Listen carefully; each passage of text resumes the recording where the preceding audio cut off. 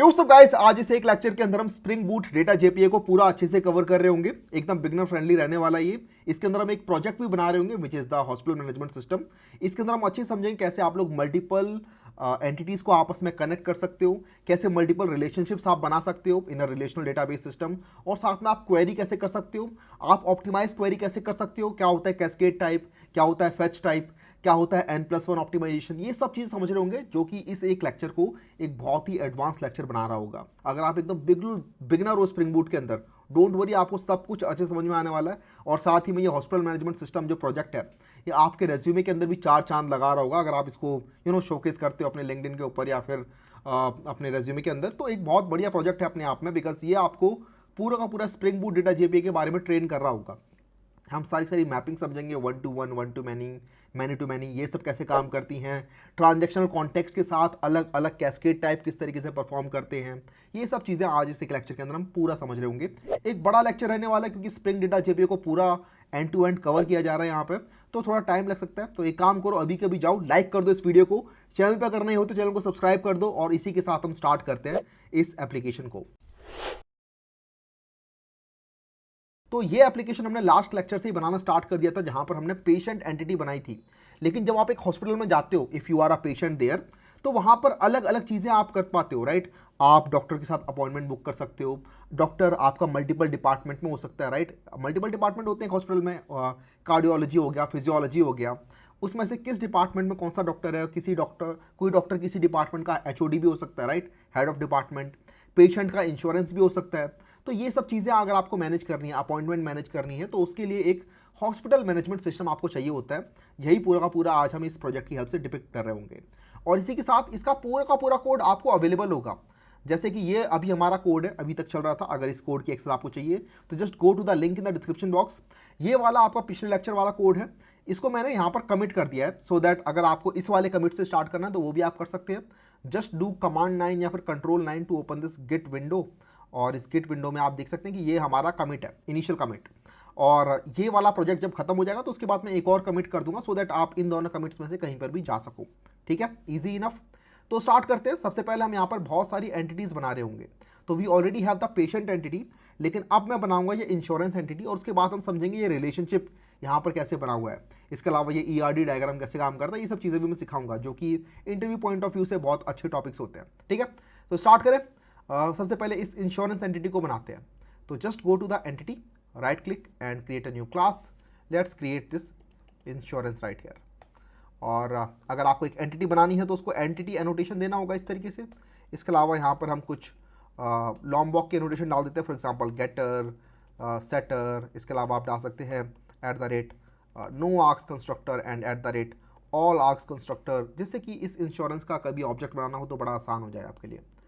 और उसके बाद क्योंकि ये इंश्योरेंस एक एंटिटी है, तो इस एंटिटी को एक आईडी भी चाहिए होगी, तो आप यहाँ पर @ID बना देंगे, coming from Jakarta persistence, and then उसके बाद @जनरेटेड वैल्यू।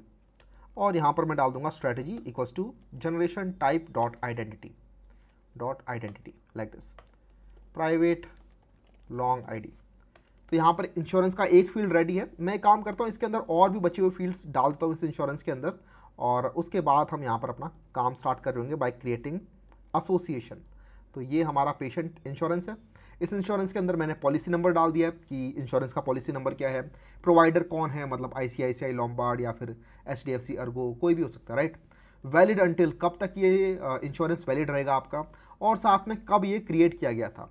इसके अंदर ये क्रिएशन टाइम स्टैम्प एनोटेशन भी डाल दी, जो कि हाइबरनेट से आती है, hibernate annotation creation time stamp, जो कि जब भी इंश्योरेंस क्रिएट होगा तो अपने आप ही इस क्रिएटेड एट फील्ड को इंजेक्ट कर देगी, फुलफिल कर देगी। ऑलराइट, तो हमारा यहाँ पर इंश्योरेंस रेडी है। अभी फिलहाल अगर मैं इस एप्लीकेशन को रन करता हूँ तो आप नोटिस करोगे कि हमारे पास अब टेबल्स के अंदर दो टेबल होंगी, एक तो इंश्योरेंस टेबल और दूसरी पेशेंट टेबल। अभी ये दोनों दोनों कनेक्टेड नहीं है आपस में, कोई भी रिलेशनशिप नहीं है इनके बीच में। लेकिन अगर आप जाएंगे अपने डेटाबेस के अंदर तो earlier you had this patient table only, right. Now if I hit refresh here again, you would notice now we have insurance table as well. और इस इंश्योरेंस टेबल के अंदर ये सारे फील्ड्स हैं जो अभी हमने यहाँ पर ऐड किए हैं। अब बारी आती है एसोसिएशन करने की, अब बारी आती है पेशेंट को इंश्योरेंस से अटैच करने की। तो किस तरीके से ये पेशेंट और इंश्योरेंस का रिलेशनशिप है, पहले वो डिफाइन करना ज़रूरी है। तो उसके लिए हम अपने एग्जाम्पल में आते हैं। ये हमारा ER डायग्राम है, इसे कहते हैं एंटिटी रिलेशनशिप डायग्राम। अगर इसको आप गौर से देखोगे तो हमने लिखा हुआ है कि patient to insurance 1-to-1 mapping है, और ये पता चल रहा है इन डंडों से, ठीक है। यहाँ पर ये 1 डंडा है, यहाँ पर भी ये 1 डंडा है, that means patient to insurance 1-to-1 mapping है, मतलब कि एक पेशेंट के लिए एक इंश्योरेंस और एक इंश्योरेंस में सिर्फ एक पेशेंट आ सकता है। इसी के साथ यहाँ पर मैंने एक सर्कल भी लगा रखा है। इसका मतलब होता है कि पार्टिसिपेशन कौन ज़्यादा कर रहा है, पार्शियल पार्टिसिपेशन या फुल पार्टिसिपेशन। जहाँ पर ये लगा हुआ है that means insurance has the full participation.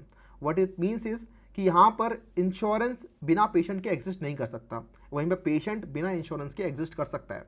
तो patient has the partial participation in this relationship while insurance has the full participation. तो ये बस ये कुछ ERD डायग्राम के कुछ नॉमेनक्लेचर्स होते हैं। आई होप आप लोगों ने आई थिंक इंजीनियरिंग के अंदर भी ERD डायग्राम देखा ही होगा, मैंने भी वहीं पढ़ा था। तो पेशेंट टू इंश्योरेंस हमारी 1-to-1 मैपिंग है। अब एक क्वेश्चन आता है कि इस रिलेशनशिप को ओन कौन करेगा। दैट मीन्स इस रिलेशनशिप के अंदर जो फॉरेन की है उसके अंदर जो अपडेट्स होंगे उसको डिक्टेट कौन करेगा। फॉर एग्जाम्पल यहाँ देखो, ये मैंने पेशेंट के अंदर इंश्योरेंस ID डाल दी है। क्यों? क्योंकि मैंने बोला भाई पेशेंट के अंदर इंश्योरेंस हो सकता है, और एक नॉर्मल अगर आप एक डॉक्टर और एक हॉस्पिटल मैनेजमेंट सिस्टम की बात करो तो जब आप किसी पेशेंट को ढूंढते हो तो आप उसकी इंश्योरेंस की इन्फॉर्मेशन भी निकालना चाहते हो, राइट। तो इसीलिए मैंने पेशेंट के अंदर यहाँ पर इंश्योरेंस ID डाल दिया है। बाकी आप चाहो तो इंश्योरेंस के अंदर भी पेशेंट ID डाल सकते हो, दोनों ही चीज़ें सेम है, बट मैंने यहाँ पर पेशेंट में इंश्योरेंस ID डाल दी है। और यहाँ पर पेशेंट के अंदर insurance ID is a foreign की, while the ID is a primary key, this insurance ID is a foreign key because this is referencing to a foreign table जिसकी ID ये है। तो यहाँ पर हमने एक इंश्योरेंस ID नाम का फॉरेन की डाला है। तो ये एक नॉर्मल SQL डेटाबेस के अंदर होता ही है। अगर आप एक SQL डेटाबेस जानते हैं तो उसके अंदर अगर दो टेबल्स को आपस में कनेक्ट करना है, एक रिलेशनशिप बनाना है उनके अंदर, तो आप इस तरीके से फॉरेन की कंस्ट्रेंट उसके अंदर ऐड कर रहे होते हैं, राइट। तो उसी तरीके से हम यहाँ पर फॉरेन की लगा रहे होंगे, जिसके लिए हम यूज़ कर रहे होंगे मैपिंग्स का, एसोसिएशंस का, राइट। तो हमारे पास डिफरेंट टाइप्स की मैपिंग्स होती है, for example 1-to-1, 1-to-many, many-to-1, many-to-many। तो इस तरीके से हमें चूज़ करना होता है कि हमारी एसोसिएशन किस टाइप की है, और उस हिसाब से हमें मैपिंग चूज़ करनी होती है। अगर ये समझ में नहीं आ रहा है तो एक जरा एग्जाम्पल समझते हैं। मैं काम करता हूँ, पेशेंट के अंदर इंश्योरेंस की मैपिंग डालने का ट्राई करता हूँ पहले। तो हम जाएंगे अपने पेशेंट के अंदर, ये हमारा पेशेंट है जो हमने लास्ट क्लास के अंदर ही बनाया था। इसके अंदर जाके we will add an association to the insurance, तो प्राइवेट इंश्योरेंस। तो अब हमारे पेशेंट के पास एक इंश्योरेंस भी आ चुका है, राइट। पेशेंट के पास ये सारी इन्फॉर्मेशन थी, बर्थ डेट, ईमेल, और अब इंश्योरेंस इन्फॉर्मेशन भी आ चुकी है। लेकिन ऐसे अगर आप डालोगे तो यहाँ पे एक एरर मिलेगा, बोलेगा entity attribute is not marked with association annotation, कि जब आप कोई एंटिटी एट्रीब्यूट डाल रहे हो तो उसके अंदर एसोसिएशन भी बताओ कि किस टाइप से कनेक्टेड है ये पेशेंट से इंश्योरेंस कैसे कनेक्टेड है। मैं बोलूँगा भाई देखो इनका 1-to-1 रिलेशनशिप है, 1-to-1 लाइक दिस। और यहाँ पे आप और भी मल्टीपल चीज़ें बता सकते हो, जैसे कि कैस्केड क्या होगा, फैच क्या होगा, मैप्ड बाय क्या होगा, ऑर्फन रिमूवल क्या होगा। ये सारी की सारी चीज़ें बहुत इंपॉर्टेंट होती हैं, इंटरव्यू पॉइंट ऑफ व्यू से बहुत सारे क्वेश्चन इनमें से बनते हैं, और ये सब के सब क्वेश्चन हम यहाँ पर आंसर कर रहे होंगे आज इस लेक्चर में, बट बिगनर फ्रेंडली तरीके से चलते हैं, धीरे धीरे करके आगे बढ़ते हैं, ठीक है। तो फिलहाल मैंने बस 1-to-1 ऐड यहाँ पर कर दिया है। इससे क्या होगा, अपने आप ही जब मैं को रन करूँगा इस एप्लीकेशन को, तो पेशेंट टेबल बनेगी, उस पेशेंट टेबल के अंदर इंश्योरेंस ID अपने आप बन जाएगी। दिखाऊं तो एक बार इस एप्लीकेशन को दोबारा रन करते हैं और लेट्स सी व्हाट हैपन्स। तो अगर आप लॉग्स में जाएंगे और हाइबरनेट लॉग्स देखेंगे यहाँ पर, तो क्रिएट टेबल पेशेंट टेबल बन रही है, इसमें ये सारे फील्ड्स जा रहे हैं, ठीक है। और यहाँ पर देखिए इंश्योरेंस ID भी डल गई, बिग इंटीजर और यूनिक होनी चाहिए, क्योंकि ये 1-to-1 रिलेशनशिप मैपिंग है। इसका मतलब एक इंश्योरेंस सिर्फ एक पेशेंट के साथ अटैच हो सकता है, अदरवाइज अगर एक इंश्योरेंस मल्टीपल पेशेंट के साथ अटैच होगा तो वो 1-to-many मैपिंग हो जाएगी, राइट। इसलिए यूनिक कंस्ट्रेंट भी अपने आप यहाँ पर ऐड हो गया है। और अगर आप यहाँ पर अपनी टेबल्स को खोलेंगे डेटाबेस के अंदर, तो just hit refresh here and go to your patient and let me just hit refresh here as well. और यहाँ पर आप देखेंगे कि हमारी इंश्योरेंस ID भी डल गई है, राइट। फिलहाल सभी की वैल्यू यहाँ पर नल है, बिकॉज ये जो डेटा यहाँ पर आ रहा है ये data.sql से आ रहा है। ये मैंने डेटा इनिशियलाइजेशन यहाँ पर लगा रखी है, and this is happening because of these 3 annotation. Data initialization हो रहा है और हमारी पेशेंट टेबल के अंदर डेटा फिल हो रहा है, विच इज़ दिस डेटा। इसके अंदर मैंने इंश्योरेंस ID के साथ कोई एसोसिएशन किया हुआ नहीं है, इसी वजह से यहाँ पर ये सारी वैल्यूज़ नल मुझे दिखाई दे रही है, बट दैट्स फाइन। लेकिन यहाँ पर आप देख रहे हैं इंश्योरेंस ID नाम का कॉलम अपने आप बन गया है। This column is called a joint column. ये एक जॉइन कॉलम है, क्योंकि दो टेबल को ज्वाइन करने के लिए इस कॉलम की नीड है, इसलिए इसे हम कहते हैं जॉइन कॉलम। ये जॉइन कॉलम का जो नाम इंश्योरेंस आईडी है ये अपने आप जनरेट हुआ है, हाइबरनेट ने एक्चुअली हमारे लिए किया है। हाइबरनेट ने यही नाम क्यों चूज़ किया भैया, तो ये नाम आप यहाँ से देख सकते हैं क्यों चूज़ किया इसने, क्योंकि आपने यहाँ पर फील्ड का नाम बताया था इंश्योरेंस, और इंश्योरेंस से इसे कनेक्ट करना है तो इंश्योरेंस की आईडी के साथ कनेक्ट करेगा। तो इंश्योरेंस के अंदर आईडी का नाम क्या है, तो उसके अंदर आईडी का नाम आईडी है, ठीक है। तो इसने इन दोनों को ही क्लब कर दिया, इंश्योरेंस और आईडी को क्लब करके बना दिया इसने इंश्योरेंस अंडरस्कोर आईडी। लेकिन अगर आप चाहते हो कि नहीं भाई ये जॉइन कॉलम का जो नाम है ये मैं चेंज करना चाहता हूँ, कुछ और नाम होना चाहिए, तो उसके लिए आप आ सकते हैं @ जॉइन कॉलम एनोटेशन को भी डिफाइन कर सकते हैं कि जब ये जॉइन कॉलम बन रहा है to connect the patient with the insurance, तो उस कॉलम की प्रॉपर्टीज़ क्या क्या होनी चाहिए। फॉर एग्जांपल नेम आप बता सकते हैं कि उस टेबल का उस कॉलम का नाम क्या होगा। तो अभी फ़िलहाल तो इंश्योरेंस आईडी था, but I can also say patient insurance ID like this. तो अब जो जॉइन कॉलम बनेगा उसका नाम होगा पेशेंट इंश्योरेंस आईडी। अगर मैं इसे रन करूँगा तो क्योंकि मैंने यहाँ पर DDL ऑटो क्रिएट किया हुआ है, तो रन करते टाइम पहले पुरानी टेबल्स को ड्रॉप किया जाएगा और फिर नई टेबल्स बनेंगी, तो इसीलिए पुरानी सारी चीज़ें ड्रॉप हो जाएंगी और फ्रेश स्टार्ट होगा एकदम। And this is only recommended in development mode. ये सब कुछ मैंने पिछले लेक्चर्स में बहुत अच्छे से एक्सप्लेन किया हुआ है। तो आप देखोगे यहाँ पर ये सब कुछ ड्रॉप हो गया और फिर दोबारा से कुछ कुछ बना। And let's just go to the patient once again, hit refresh here, और अब आप देखेंगे इसका नाम पेशेंट इंश्योरेंस आईडी हो चुका है। तो इस तरीके से आप यहाँ पर इस जॉइन कॉलम की प्रॉपर्टीज़ को और ज़्यादा डिफाइन कर सकते हैं। फॉर एग्जांपल अगर आप जाएंगे पेशेंट में और जॉइन कॉलम के ऊपर कमांड क्लिक करेंगे तो ये सारी प्रॉपर्टीज़ आप इसके अंदर चेंज कर सकते हैं। हमने सिर्फ नेम चेंज किया, लेकिन आप रेफरेंस्ड कॉलम नेम भी चेंज कर सकते हैं कि जो जिस कॉलम को ये रेफरेंस कर रहा है दैट इज़ आईडी, उसका नाम क्या है। क्या ये फील्ड यूनिक होना चाहिए, तो 1 to 1 है तो अपने आप ही यूनिक हो जाएगा ये फील्ड। वैसे तो बाय डिफ़ॉल्ट फॉल्स होता है, बट ये यूनिक हो जाएगा अपने आप क्योंकि ये 1 to 1 मैपिंग है। नलेबल बाय डिफ़ॉल्ट ट्रू होता है कि मतलब ये फील्ड के अंदर नल वैल्यूज़ भी हो सकती हैं, लेकिन आप चाहो तो बोल सकते हो कि नहीं भाई जब भी पेशेंट हमारे में डलेगा तो हमें उस टाइम पर उस पेशेंट की आईडी भी, पेशेंट के अंदर इंश्योरेंस भी चाहिए, तो उसके लिए आप यहाँ पर नलेबल को फॉल्स कर सकते हो, नलेबल फॉल्स। अगर ये करते हो तो इसका मतलब क्या है कि पेशेंट को इंश्योरेंस रिक्वायर्ड है, तो ऐसा तो हम नहीं चाहते हैं, राइट। हमारे हॉस्पिटल मैनेजमेंट सिस्टम के अंदर पेशेंट बिना इंश्योरेंस के भी आ सकते हैं। अगर इंश्योरेंस है तो अटैच हो जाएगा, अगर इंश्योरेंस नहीं है तो वहाँ पर उसकी वैल्यू नल रहेगी। तो इस तरीके से हमने यहाँ पर कनेक्शन बना रखा है। हमने यहाँ पर 1 to 1 मैपिंग देखी, लेकिन ये एक यूनिडायरेक्शनल मैपिंग है। इसका मतलब अगर आप पेशेंट के पास जाते हो और आप बोलते हो पेशेंट डॉट गेट इंश्योरेंस, तो आप बड़े आराम से वो कर लोगे बिकॉज पेशेंट के पास इंश्योरेंस की इन्फॉर्मेशन है। लेकिन सपोज करो आप इंश्योरेंस खोल लेते हो किसी तरीके से, insurance dot gate by ID किया आपने और इंश्योरेंस आपको मिल गया। उस इंश्योरेंस से आपको पेशेंट अगर निकालना है तो वो कैसे निकालोगे। अगर वो करना है तो उसके लिए बाई डायरेक्शनल मैपिंग की जरूरत है, जिसके अंदर मैपिंग दोनों साइड से हो रही है, यूनिडायरेक्शनल नहीं है, बाई डायरेक्शनल है। तो उसके लिए आपको यहाँ पर आके इंश्योरेंस के अंदर आके पेशेंट से कनेक्शन बनाना पड़ेगा, प्राइवेट पेशेंट पेशेंट, और उसके बाद आपको अगेन एसोसिएशन बताना पड़ेगा, तो दिस इज़ 1 to 1, राइट। लेकिन अगर आपने सिर्फ ये किया तो यहाँ पर एक दिक्कत हो जाएगी। दिक्कत ये होगी कि जब मैं इस एप्लीकेशन को रन करूँगा तो इंश्योरेंस टेबल के अंदर अपने आप ही एक पेशेंट आईडी नाम का जॉइन कॉलम बन जाएगा, which is something that I don't want. देखो अगर एम्बिग्विटी नहीं चाहिए सिस्टम के अंदर, राइट। अगर मुझे पेशेंट का इंश्योरेंस बताना है तो क्या मैं पेशेंट के अंदर इंश्योरेंस को सच मानूं या फिर इंश्योरेंस के अंदर पेशेंट आईडी को सच मानूं। दो सिंगल सोर्स ऑफ ट्रूथ कभी नहीं होने चाहिए सिस्टम के अंदर। And therefore to remove the ambiguity we have a concept of owning side and inverse side. ठीक है, जब भी रिलेशनशिप की बात होती है तो वहां पर दो चीज़ें होती हैं, एक होता है आपका ओनिंग साइड और एक होता है आपका इनवर्स साइड। जैसे यहाँ पर आप देख सकते हैं ये पेशेंट टू अपॉइंटमेंट मैंने बना रखा है, जो अभी हम देखेंगे फ्यूचर में। आप पेशेंट टू अपॉइंटमेंट भी से समझ सकते हैं या फिर पेशेंट टू इंश्योरेंस भी से समझ सकते हैं कि एक साइड होगी जॉइनिंग ओनिंग साइड, जो कि रिलेशनशिप को ओन कर रही होगी, जो कि फॉरेन की को ओन कर रही होगी। जैसे यहाँ पर फॉरेन की को ओन कौन कर रहा है, सिर्फ एक बंदा कर रहा है, पेशेंट।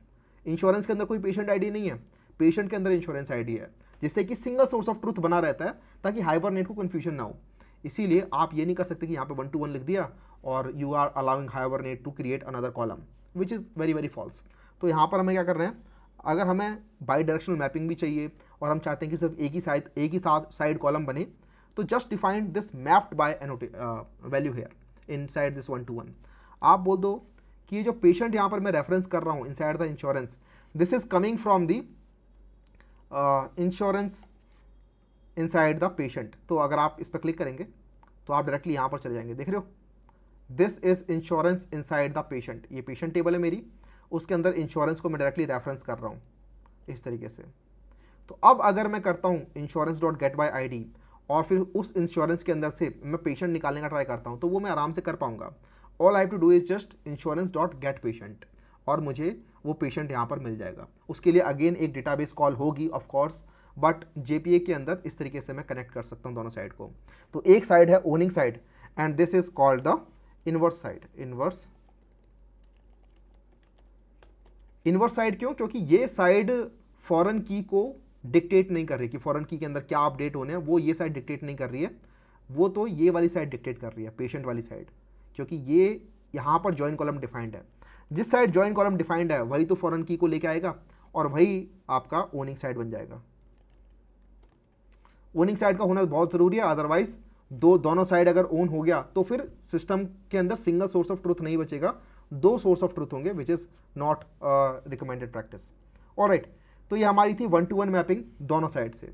अब एक काम करते हैं, इसके अंदर अपॉइंटमेंट भी ऐड करते हैं। तो एंटिटी के अंदर जाएंगे, हम एक और नई एंटिटी बनाएंगे जिसका नाम होगा अपॉइंटमेंट। ये मेरी अपॉइंटमेंट क्लास है और इसके अंदर मैं कुछ फील्ड्स ऐड करूँगा जो कि ये सारे फील्ड्स रहने वाले हैं, राइट। अपॉइंटमेंट के अंदर हमारे पास आईडी होगी, अपॉइंटमेंट टाइम होगा, अपॉइंटमेंट का रीज़न होगा, ये सारे फील्ड्स मैंने यहाँ पर ऐड कर दिए फिलहाल के लिए। अब मैं चाहता हूँ कि पेशेंट से अपॉइंटमेंट की एक तरीके से मैपिंग हो। वो मैपिंग कैसे डिफाइन होगी? तो वेल आप देख सकते हैं कि पेशेंट टू अपॉइंटमेंट आपका 1-to-many है। इसका मतलब क्या है कि एक पेशेंट की मल्टीपल अपॉइंटमेंट हो सकती हैं, लेकिन एक अपॉइंटमेंट के अंदर सिर्फ एक ही पेशेंट होगा, इसीलिए 1-to-many। अदरवाइज ये मैनी होता, राइट। अगर आप किसी डॉक्टर के पास जाते हो, सपोज आप अपनी मम्मी को लेके जा रहे हो, तो एक अपॉइंटमेंट करते हो, उस अपॉइंटमेंट में सिर्फ आप अपनी मम्मी को दिखाते हो, राइट, ना कि खुद भी आप उसको अपने आप को दिखा रहे हो, राइट। एक अपॉइंटमेंट में एक ही पेशेंट हो सकता है, तो इसीलिए 1-to-many मैपिंग। इसका मतलब एक पेशेंट की मल्टीपल अपॉइंटमेंट हो सकती हैं, लेकिन एक अपॉइंटमेंट के अंदर सिर्फ एक ही पेशेंट होगा। सिमिलरली डॉक्टर टू अपॉइंटमेंट भी कनेक्शन है, लेकिन वो हम बाद में देखेंगे जब हम डॉक्टर को बना रहे होंगे। पहले हम पेशेंट टू अपॉइंटमेंट को फिक्स कर लेते हैं। तो मैंने अपॉइंटमेंट के सारे फील्ड्स डाल दिए, जैसे कि आईडी, अपॉइंटमेंट टाइम, रीजन। अब हम इसके अंदर पेशेंट आईडी का फॉरेन की भी डाल रहे होंगे। अब हमें देखना है कि इस रिलेशनशिप को ओन कौन कर रहा होगा, पेशेंट और अपॉइंटमेंट को ओन कौन कर रहा होगा। अब ये जानना बहुत ज़रूरी है। तो ओनिंग साइड जब आपको डिसाइड करनी होती है ना, तो आपको देखना होता है कि कौन सी वो साइड है जो कि बिना दूसरी साइड के भी रह सकती है। फॉर एग्जाम्पल, क्या पेशेंट बिना अपॉइंटमेंट के रह सकता है? हाँ, रह सकता है। लेकिन क्या अपॉइंटमेंट बिना पेशेंट के अंदर रह सकती है? तो अपॉइंटमेंट बिना पेशेंट के सेंस नहीं बनाती है, right. Appointment does not make sense without the patient, and that's why appointment becomes the owning side. आप सेम आर्ग्यूमेंट यहाँ भी ला सकते थे कि भैया आपने इंश्योरेंस को ओनिंग साइड क्यों नहीं बनाया। मैं बोलूँगा ये 1-to-1 मैपिंग थी और मैंने डिसाइड कर लिया कि ठीक है, जब भी पेशेंट चाहिए तो इंश्योरेंस की इन्फॉर्मेशन भी फैच करनी है, तो इसीलिए मैंने यहाँ पर इसको ओनिंग साइड बना दिया। मैं चाहता तो इंश्योरेंस को भी ओनिंग साइड बना सकता था वैसे, ठीक है। इंश्योरेंस के अंदर बस मुझे लिखना था पेशेंट आईडी क्या है और इंश्योरेंस ओनिंग साइड बन जाती। बट यहाँ पर मेरी जो अपॉइंटमेंट है ये बिना पेशेंट के एग्जिस्ट करने का कोई मतलब ही नहीं है, इसीलिए मेरी अपॉइंटमेंट होगी जो कि ओन कर रही होगी इस रिलेशनशिप को, ऑलराइट। और रिलेशनशिप होगा 1-to-many from patient to appointment, क्योंकि एक पेशेंट के मल्टीपल अपॉइंटमेंट हो सकते हैं, लेकिन एक अपॉइंटमेंट के अंदर सिर्फ एक ही पेशेंट होगा। This is called 1-to-many mapping. तो हमने अपॉइंटमेंट बना लिया। तो अपॉइंटमेंट से पेशेंट क्या है? अपॉइंटमेंट से पेशेंट है many to one, alright. Let me show you what I mean. तो अभी हम अपॉइंटमेंट के अंदर हैं, हमें यहाँ से पेशेंट को कनेक्ट करना है, तो प्राइवेट पेशेंट, राइट। अब ये किस टाइप की मैपिंग है? तो ये मैपिंग होगी आपकी many to one। आप बोलोगे भैया ये 1-to-many क्यों नहीं है, ये आपने many to one क्यों लिखा है? मैं बोलूँगा इसको इस तरीके से पढ़ा जाता है कि शुरुआत वाली साइड तो इसी क्लास की है, तो many appointment to one patient, इसको इस तरीके से पढ़ना है हमेशा, ठीक है। many appointment to one patient, इसीलिए ये यहाँ पर many to one है, ऑलराइट। और क्योंकि ये इस रिलेशनशिप को ओन भी कर रहा है, इसलिए यहाँ पर मैं जॉइन कॉलम भी लगाऊंगा, जॉइन कॉलम इस तरीके से। और मैं जॉइन कॉलम की कैरेक्टरिस्टिक्स डिफाइन कर सकता हूँ यहाँ पे, for example name equals to patient ID. बाकी अगर मैं यहाँ पे पेशेंट आईडी नहीं भी लिखूंगा तो भी बाय डिफ़ॉल्ट पेशेंट आईडी वाला ही बना लेगा इसको, राइट। इसके अलावा मैं यहाँ पर बोल सकता हूँ नलेबल फॉल्स, कि भाई अपॉइंटमेंट जो है वो बिना पेशेंट के सेंस नहीं बनाती है, तो जब भी अपॉइंटमेंट बनेगी तो पेशेंट का होना ज़रूरी है, इसलिए nullable false. By default nullable true रहता है, लेकिन यहाँ पर मैंने नलेबल फॉल्स कर दिया है। This is different from previous example जहाँ पे मैंने इंश्योरेंस के साथ मैपिंग बनाई थी और मैंने यहाँ पर नलेबल को फॉल्स ही रहने दिया था, बिकॉज यहाँ पर हो सकता है किसी पेशेंट के पास इंश्योरेंस हो, किसी के पास ना हो, लेकिन अपॉइंटमेंट के अंदर पेशेंट का होना ज़रूरी है. This is a required field and therefore patient is required and not nullable, right? This is not nullable while it is nullable here from patient to insurance. alright, तो ये हमारी many to one mapping यहाँ पर बन चुकी है और अब हमारी अपॉइंटमेंट के अंदर एक पेशेंट आईडी भी बन जाएगी अपने आप ही. अब इसे अगर हम यहाँ पर रन करते हैं तो आप देखेंगे कि हमारी एक अपॉइंटमेंट टेबल भी बनेगी और उसके अंदर पेशेंट के साथ कनेक्शन भी होगा with a join column. Let's see, let's hit refresh here और उसके बाद अगर आप अपॉइंटमेंट में जाएंगे तो you have this appointment time, reason and ID, but you also have this patient ID. इसी के साथ अगर आप प्रॉपर्टीज़ के अंदर जाएंगे तो आप देखेंगे कि यहाँ पर कंस्ट्रेंट्स हैं कुछ, और साथ में फॉरेन कीज़ के अंदर जाएंगे तो एक फॉरेन की कंस्ट्रेंट भी आ गया है. फॉरेन की क्या है कि हमारी इस टेबल के अंदर patient ID is a foreign की. आप देख सकते हैं यहाँ पर भी मैंने लिखा हुआ है कि हमारी अपॉइंटमेंट के अंदर patient ID is a FK, मतलब फॉरेन की. ऑलराइट, तो ये एक फॉरेन की है which is associated with patient entity via the patient ID. ठीक है, तो ये अपने आप बन जाता है यहाँ पे, और इसी के लिए यहाँ पर एक यूनिक कंस्ट्रेंट भी बन जाएगा इसके अंदर. और ये हमारी पूरी की पूरी टेबल है जिसके अंदर अभी कोई डेटा नहीं है, but that is completely fine. तो इस तरीके से हमारी मैनी टू वन मैपिंग यहाँ पर बन गई. तो ये अगेन एक वन डायरेक्शनल या फिर यूनिडायरेक्शनल मैपिंग बनी है. इसका मतलब अपॉइंटमेंट को पेशेंट का पता है बट पेशेंट को अपॉइंटमेंट के बारे में इंफॉर्मेशन नहीं है. अगर आप चाहते हो कि ये बाई डायरेक्शनल मैपिंग बने तो उसके लिए आपको पेशेंट के अंदर आना पड़ेगा और पेशेंट को बताना पड़ेगा अपॉइंटमेंट्स के बारे में भी. ऑलराइट, तो पेशेंट के अंदर गए हम और यहाँ पर आके हम अपॉइंटमेंट के बारे में बताएंगे इसे कि हर पेशेंट के पास मल्टीपल अपॉइंटमेंट हो सकती हैं. तो यहाँ पर होगा private list of appointment, because multiple appointment हो सकती हैं इसलिए list of appointment and appointments. तो इस तरीके से एक पेशेंट के पास मल्टीपल अपॉइंटमेंट्स हैं. और ये वाला रिलेशनशिप क्या होगा, क्या ये 1 to many होगा या फिर many to 1 होगा. देखो प्रीवियसली मैंने अपॉइंटमेंट के अंदर इसको बनाया था many to 1, तो दूसरी साइड ये अपने आप ही 1 to many बनेगा. और ये बात हमें समझ में भी आ रही होगी क्योंकि हमें पढ़ने का तरीका पता है इसे, कि हम इसे बोलेंगे 1 patient to many appointments, 1 patient to many appointments, right. इसे ऐसे पढ़ा जाता है.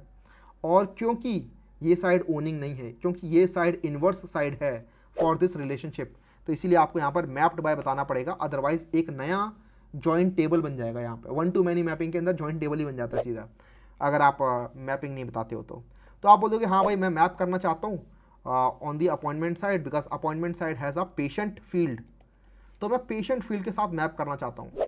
और आप इसे चेक भी कर सकते हो कि मैंने नाम से ही लिखा है bye command clicking on this, और आप देखो इधर ही आ गए. अगर आप यहाँ पे फील्ड का नाम गलत लिखते हो तो our intelligent idea is smart enough to detect that. ये बोलेगा भाई ये तो गलत है, कुछ नाम ये वाला तो मिला नहीं मुझे, पेशेंट नाम लेकिन मिल गया है. और पेशेंट के ऊपर क्लिक करते हैं तो हम यहाँ पर आ जाते हैं. ऑलराइट, तो इस तरीके से हम दोनों साइड से मैपिंग कर पाए हैं. क्या इसका मतलब ये है भैया कि पेशेंट टेबल के अंदर समहाउ अपॉइंटमेंट आ जाएगा? नहीं, इसका मतलब ये बिल्कुल भी नहीं है. अभी भी रिलेशनशिप एक ही साइड ओन करता है. Late me just show you what I mean by that. अगर इसमें रन करता हूँ तो ऐसा नहीं होगा कि पेशेंट के अंदर अपॉइंटमेंट आ जाएगा कहीं से. नहीं, देखो आप, let's hit refresh here, patient के अंदर गए हम, let's hit refresh here as well.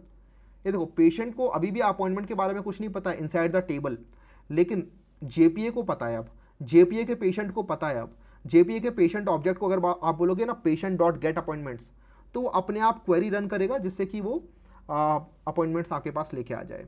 तो आई होप ये सिस्टम समझ में आ रहा होगा कि बाई डायरेक्शनल मैपिंग कैसे काम करती है और मैपिंग बनती कैसे है. अभी हमने देखा पेशेंट टू अपॉइंटमेंट, सेम काम हम कर सकते हैं डॉक्टर टू अपॉइंटमेंट के साथ भी. तो इसलिए एक काम करते हैं, let's create a doctor entity. I hope आपको यहाँ तक चीज़ें समझ में आ रही हों. अभी तक हमने सिर्फ 1 to 1 और 1 to many मैपिंग देखा है. बहुत ज़्यादा मुश्किल कुछ भी नहीं है. आपको बस देखना होता है कि रिलेशनशिप को ओन कौन करेगा और दूसरी साइड में आपको मैप्ड बाय लगाना पड़ता है. That is it. ऑलराइट, तो यहाँ पर आते हैं हम और एक नई एंटिटी क्रिएट करते हैं. Right click and then create doctor here. इस डॉक्टर को मैं एंटिटी बना देता हूँ और इसके अंदर मैं कुछ फील्ड भी ऐड करना चाहता हूँ. तो इस डॉक्टर के अंदर मैंने आईडी, नेम, स्पेशलाइजेशन भी डाल दिया है, साथ में ईमेल भी डाल दिया है. स्पेशलाइजेशन मतलब किस चीज़ में स्पेशलिस्ट है, कार्डियोलॉजी, फिजियोलॉजी, किस चीज़ में. ठीक है, ईमेल हमारी यूनिक रहनी चाहिए इसलिए यूनिक ट्रू है यहाँ पर, और लेंथ 100 मैंने यहाँ पर डाल दिया इसके अंदर. तो ये कुछ फील्ड्स हैं बेसिकली. अब हमें चाहिए doctor to appointment mapping. Right, again हमें देखना है कि डॉक्टर टू अपॉइंटमेंट कौन इस रिलेशनशिप को ओन कर रहा होगा. अगेन डॉक्टर बिना अपॉइंटमेंट के रह सकता है क्या? हाँ बिल्कुल रह सकता है। अपॉइंटमेंट बिना डॉक्टर के रह सकती है? नहीं, कोई मतलब ही नहीं है। आपने अपॉइंटमेंट बना दी लेकिन कोई डॉक्टर ही नहीं बताया, तो क्या फ़ायदा हुआ उस अपॉइंटमेंट को बनाने का? एटलीस्ट हमारे सिस्टम में तो हम ऐसा अलाउ नहीं करेंगे। तो इसलिए हम क्या करेंगे, अपॉइंटमेंट में जाएंगे, अपॉइंटमेंट को बोलेंगे भाई आप ही ओन करो इस रिलेशनशिप को, और आप मैनी टू वन रिलेशनशिप बना लो, many to one with private doctor like this. और अब हमारे डॉक्टर के साथ एक मैनी टू वन रिलेशनशिप बन चुका है फ्रॉम अपॉइंटमेंट। अगर आप यहाँ पर ज्वाइन कॉलम का बिहेवियर डिफाइन करना चाहते हो तो कर दो, अगर आप ज्वाइन कॉलम का बिहेवियर नहीं भी डिफाइन करते that is completely fine, right. By default ये नलेबल ट्रू रहता है, तो बाय डिफ़ॉल्ट डॉक्टर जो है वो नलेबल रहेगा। आप चाहते हो नहीं डॉक्टर नलेबल ना रहे, तो उसके लिए आपको ज्वाइन कॉलम बनाना पड़ेगा यहाँ पर, और यहाँ पर आपको बताना पड़ेगा कि भाई नलेबल जो है वो फॉल्स रहना चाहिए। आप नेम बताओ मत बताओ, वो अपने आप ही नेम आपके लिए बना देगा with this doctor, and inside the doctor the ID is ID, तो डॉक्टर अंडरस्कोर आईडी करके ये अपने आप ही जनरेट कर देगा। तो let's hit run here and you would notice कि हमारा एक डॉक्टर एंटिटी बन जाएगा और अपॉइंटमेंट एंटिटी के अंदर भी एक डॉक्टर आईडी बन जाएगा। लेट्स सी, तो I am going to hit refresh here और डॉक्टर में जाते हैं। देखो ये डॉक्टर बन चुका है। इस डॉक्टर को अपॉइंटमेंट के बारे में कुछ नहीं पता, ठीक है, क्योंकि doctor does not own the appointment, right, appointment owns the appointment, and that's why appointment के अंदर एक पेशेंट आईडी है। अगर मैं हिट करता हूँ यहाँ पर रिफ्रेश, तो अब यहाँ पे एक डॉक्टर आईडी भी आ चुका है, राइट। अब हमारे पास दो फॉरेन की कंस्ट्रेंट हैं। अगर प्रॉपर्टीज में जाएंगे आप फॉरेन कीज के अंदर, तो आप देखेंगे एक तो पेशेंट आईडी वाला है, राइट, ये, और एक और बन चुका है ये डॉक्टर आईडी वाला। तो इस तरीके से आपके दो फॉरेन की कंस्ट्रेंट बन चुके हैं। और एक और बढ़िया चीज़ होती है इसके अंदर, अगर आप टेबल पे जाएंगे यहाँ पे, और if you click on this diagram, right, just double click on the table and open the diagram, तो आप यहाँ पर ये पूरा का पूरा एंटिटी रिलेशनशिप देख पाएंगे। This entity relationship is very similar to what I showed you here. अभी तक हमारे पास 1 2 3 4 टेबल्स हैं, और ये चारों की चारों टेबल्स यहाँ पर बढ़िया से दिख रही हैं। हमारे पास पेशेंट है, पेशेंट के पास एक इंश्योरेंस है, हमारे पास एक डॉक्टर है, हमारे पास अपॉइंटमेंट भी है, राइट। इस तरीके से हमारा कुछ रिलेशनशिप बन रहा है, and this is very similar to the diagram that we have here, at least these 4 tables, ठीक है। अब हमें नेक्स्ट क्या करना है, नेक्स्ट हमें बनाना है डिपार्टमेंट, बिकॉज हमारे हॉस्पिटल के अंदर मल्टीपल डिपार्टमेंट हो सकते हैं। और मुझे यहाँ पर आपको एक एक्स्ट्रा चीज़ दिखानी है, वो ये कि दो टेबल्स के बीच में एक से ज़्यादा रिलेशनशिप्स भी हो सकते हैं। कई बार स्टूडेंट्स को कन्फ्यूजन होती है कि क्या दो टेबल्स के बीच में बस एक ही रिलेशनशिप अलाउड है। ऐसा बिल्कुल भी नहीं है, आप जितने मर्जी रिलेशनशिप बना सकते हो दो टेबल्स के बीच में। जैसे यहाँ पर देखो, doctor to department, doctor to department आपकी मैनी टू मनी मैपिंग भी है और साथ में 1 to 1 मैपिंग भी है। कैसे काम कर रही है, तो बेसिकली मैं बोल रहा हूँ कि एक डिपार्टमेंट के अंदर एक ही हेड डॉक्टर होगा, ठीक है, डिपार्टमेंट हेड एक ही होगा, और एक डिपार्टमेंट के अंदर मल्टीपल और भी डॉक्टर्स हो सकते हैं, राइट। और एक डॉक्टर मल्टीपल डिपार्टमेंट के अंदर हो सकता है, और एक डिपार्टमेंट के अंदर मल्टीपल डॉक्टर हो सकते हैं। That is why this is called many to many mapping. इसको अगर आपको समझना है ना ठीक से, तो ऐसे समझो कि आप किसी कंपनी के अंदर गए, उस कंपनी के अंदर बहुत सारे डिपार्टमेंट्स हैं, और एक बंदा अलग अलग डिपार्टमेंट में काम कर सकता है, राइट। एक बंदा सेल्स में भी काम कर सकता है, मार्केटिंग में भी काम कर सकता है, बिकॉज वो टैलेंटेड बंदा है। और एक डिपार्टमेंट के अंदर मल्टीपल एम्प्लॉयज़ हो सकते हैं, राइट। तो मैनी टू मैनी रिलेशनशिप हो गई, एक डिपार्टमेंट के अंदर मल्टीपल एम्प्लॉयज़ और एक एम्प्लॉयज़ मल्टीपल डिपार्टमेंट में काम कर सकता है, सिंपल सी बात है। लेकिन मैनेजर हर एक डिपार्टमेंट का एक ही एम्प्लॉय होगा, राइट। तो मैनेजर सिर्फ एक ही होगा हर एक डिपार्टमेंट का, इसलिए 1 to 1 मैपिंग भी है एम्प्लॉय के साथ, और साथ में मैनी टू मैनी मैपिंग भी है, क्योंकि एक डिपार्टमेंट के अंदर मल्टीपल एम्प्लॉयज़ और एक एम्प्लॉय मल्टीपल डिपार्टमेंट में बिलोंग कर सकता है। सेम टू सेम फंडा यहाँ पर लगाया मैंने कि एक डॉक्टर मल्टीपल डिपार्टमेंट में हो सकता है। मान लो जो डॉक्टर है वो बहुत स्मार्ट है, उसको न्यूरोसर्जन भी है, साथ में वो जनरल फिजिशियन भी है, राइट। तो दो डिपार्टमेंट के अंदर वो डॉक्टर बिलोंग कर सकता है।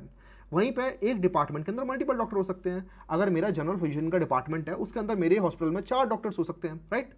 और साथ में जनरल फिजिशियन वाले डिपार्टमेंट के अंदर एक ही होगा डिपार्टमेंट हेड, राइट। इसीलिए 1 to 1 मैपिंग भी है। अगर ये थोड़ा कंफ्यूजिंग लग रहा है तो डोंट वरी, इसको एक एक करके समझते हैं।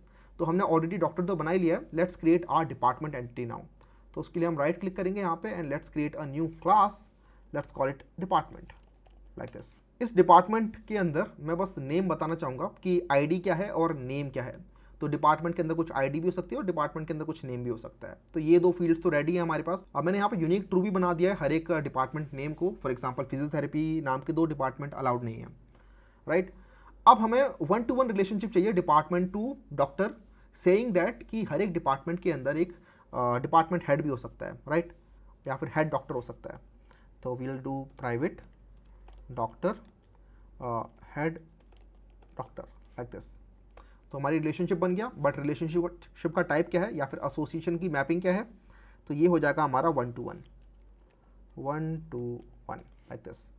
And here department owns this relationship, right, department owns the relationship because department has the join column. अगर आप जॉइन कॉलम एनोटेशन नहीं भी डिफाइन करते हो, आप बस ये लिख देते हो तो भी अपने आप जॉइन कॉलम बन जाएगा एक, और department will have a head doctor ID. इसको अगर हम यहीं पर रन करते हैं तो यू वुड नोटिस कि हमारी एक डिपार्टमेंट एंटिटी भी बन जाएगी और उस डिपार्टमेंट के अंदर एक डॉक्टर के साथ रिलेशनशिप भी बन जाएगा। डॉक्टर को यहाँ पे डिपार्टमेंट के बारे में नहीं पता होगा अभी भी। अगर हम जाके देखें ना टेबल के अंदर, let's hit refresh here and yes I want to change everything, and now you would notice कि हमारे पास एक डिपार्टमेंट भी आ गया है और ये डॉक्टर के साथ इस तरीके से कनेक्टेड है, but department here owns the relationship. And आप जाके देख सकते हैं डिपार्टमेंट में भी कि अगर हम डेटा खोलें तो department has this head doctor ID, right, लेकिन डॉक्टर के अंदर डिपार्टमेंट के बारे में कोई भी इंफॉर्मेशन नहीं लिखी हुई है, right, and that is something that I wanted as well. यही तो चाहिए था कि ओन जो कर रहा है सिर्फ उसी को पता है जॉइन कॉलम के बारे में, दूसरी साइड को कोई नॉलेज नहीं है, अनलेस आप एक दूसरी साइड से भी रिलेशनशिप बना दो जिसके अंदर जॉइन कॉलम अगेन आप डिफाइन कर रहे हो। तो ये हो गया हमारा department to doctor mapping, this is 1-to-1 mapping. अब हम देखते हैं इसमें एक और मैपिंग कैसे बना सकते हैं, सेम डॉक्टर के साथ, सेम दो एंटिटीज़ के बीच में अलग अलग मैपिंग कैसे बना सकते हैं। एक मैपिंग तो हो गई, दूसरी मैपिंग बनानी है कि एक डिपार्टमेंट के अंदर बहुत सारे डॉक्टर्स भी हो सकते हैं। तो उसके लिए मैं बोलूँगा private list of doctors like this, right. तो एक डिपार्टमेंट के अंदर मेरे बहुत सारे डॉक्टर्स हो सकते हैं लाइक दिस, और क्योंकि एक लिस्ट है, लिस्ट बोल लो या फिर सेट बोल लो, एक ही बात है, let's call it set here, क्योंकि ये यूनिक होंगे सारे सारे, equals to new hash set. यहाँ पर इस तरीके से इसे इनिशलाइज करना ज़रूरी है ताकि जब हाइबरनेट डॉक्टर्स के अंदर इस सेट को फिल करने का ट्राई करे डिपार्टमेंट के डॉक्टर्स को, तो यहाँ पर वो सेट जो है वो नल ना मिले उसे, इसीलिए यहाँ पर ये न्यू हैश सेट करना बड़ा ज़रूरी होता है, ऑलराइट। तो ये हो गया, लेकिन अब ये मैपिंग किस टाइप की है, मैं बोल रहा हूँ कि भाई department to doctors many to many mapping है। एक डिपार्टमेंट के अंदर मैनी डॉक्टर्स हो सकते हैं और साथ में एक डॉक्टर मल्टीपल डिपार्टमेंट में भी हो सकता है, तो will call it many to many like this.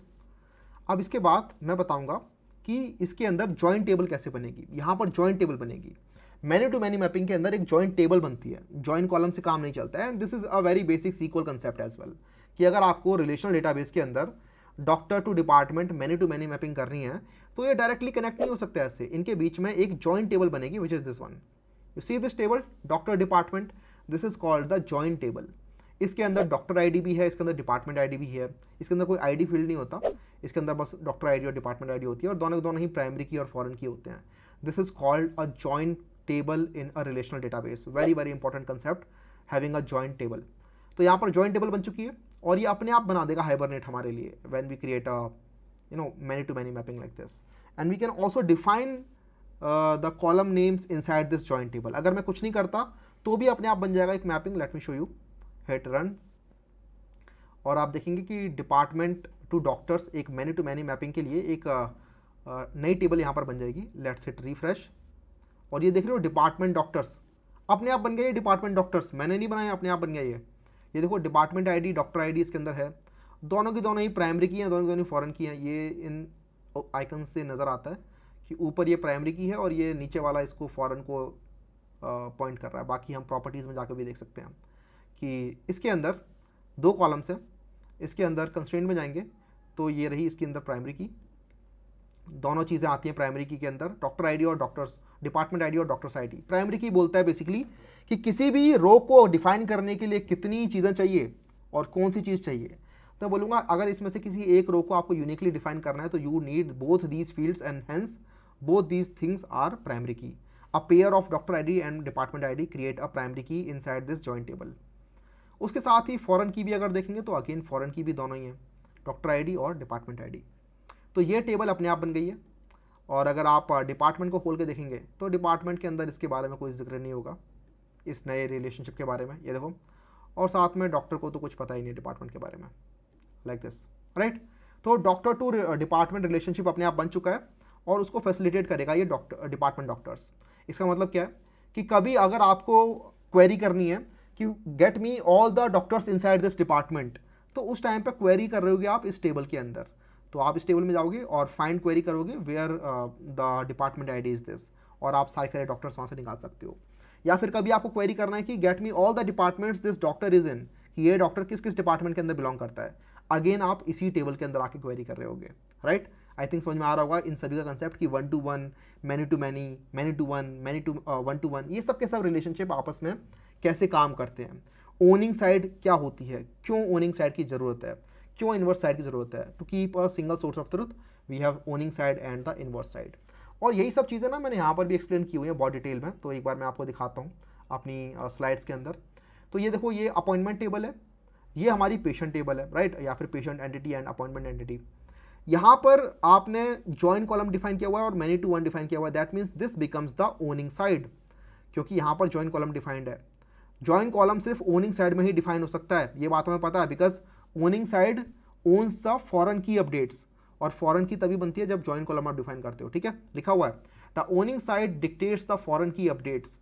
तो इसका मतलब अगर आपको फॉरेन की में कुछ भी अपडेट करना है, दैट मीन्स आपको अगर इस पेशेंट के अंदर कोई अपॉइंटमेंट ऐड करना है, तो वो तभी हो सकता है जब आप पेशेंट अपॉइंटमेंट एंटिटी के थ्रू आप अपडेट कर रहे हो, क्योंकि appointment is the owning side.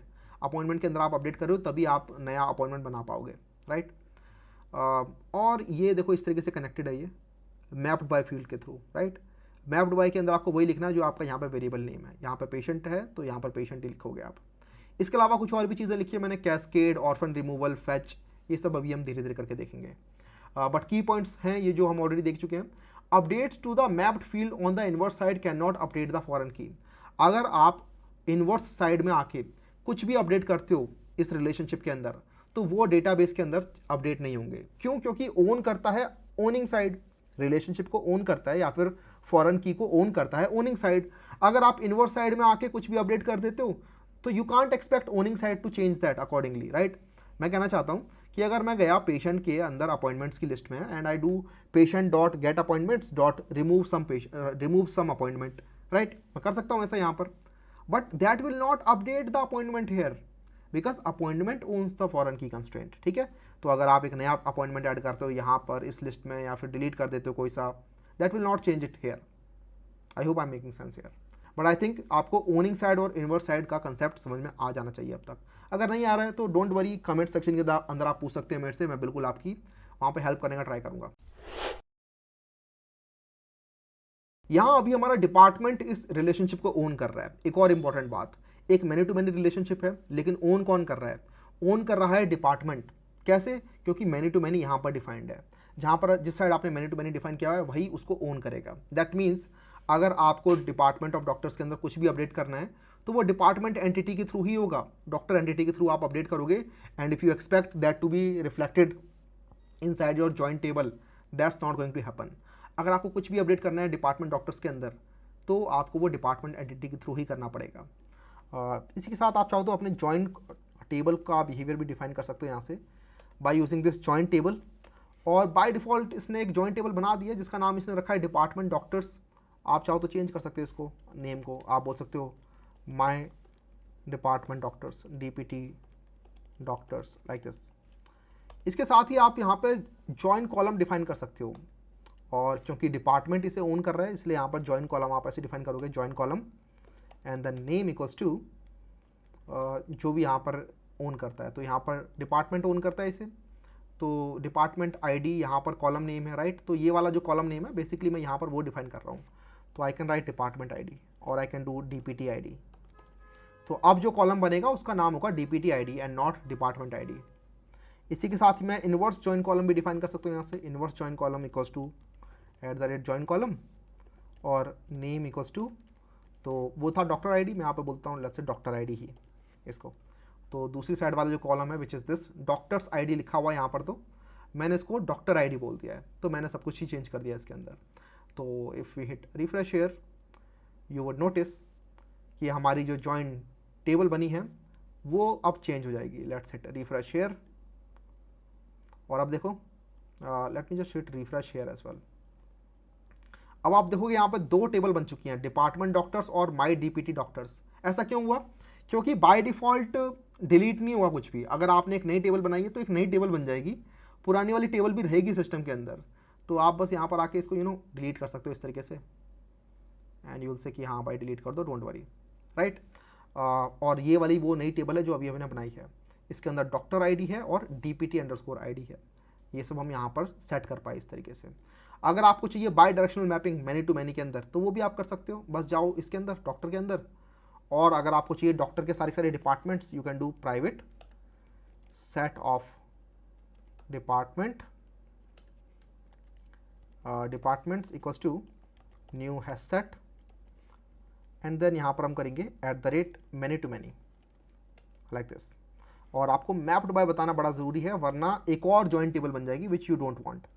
Mapped by equals to, यहाँ पर हम बता देंगे इसका नाम है doctors, right. And you can check also, command click या कंट्रोल क्लिक करेंगे तो ये इसी जगह पे ले जाएगा आपको जिसके साथ आप मैप करना चाहते हो। तो एक और आपकी बाई डायरेक्शनल मैपिंग रेडी है इस तरीके से।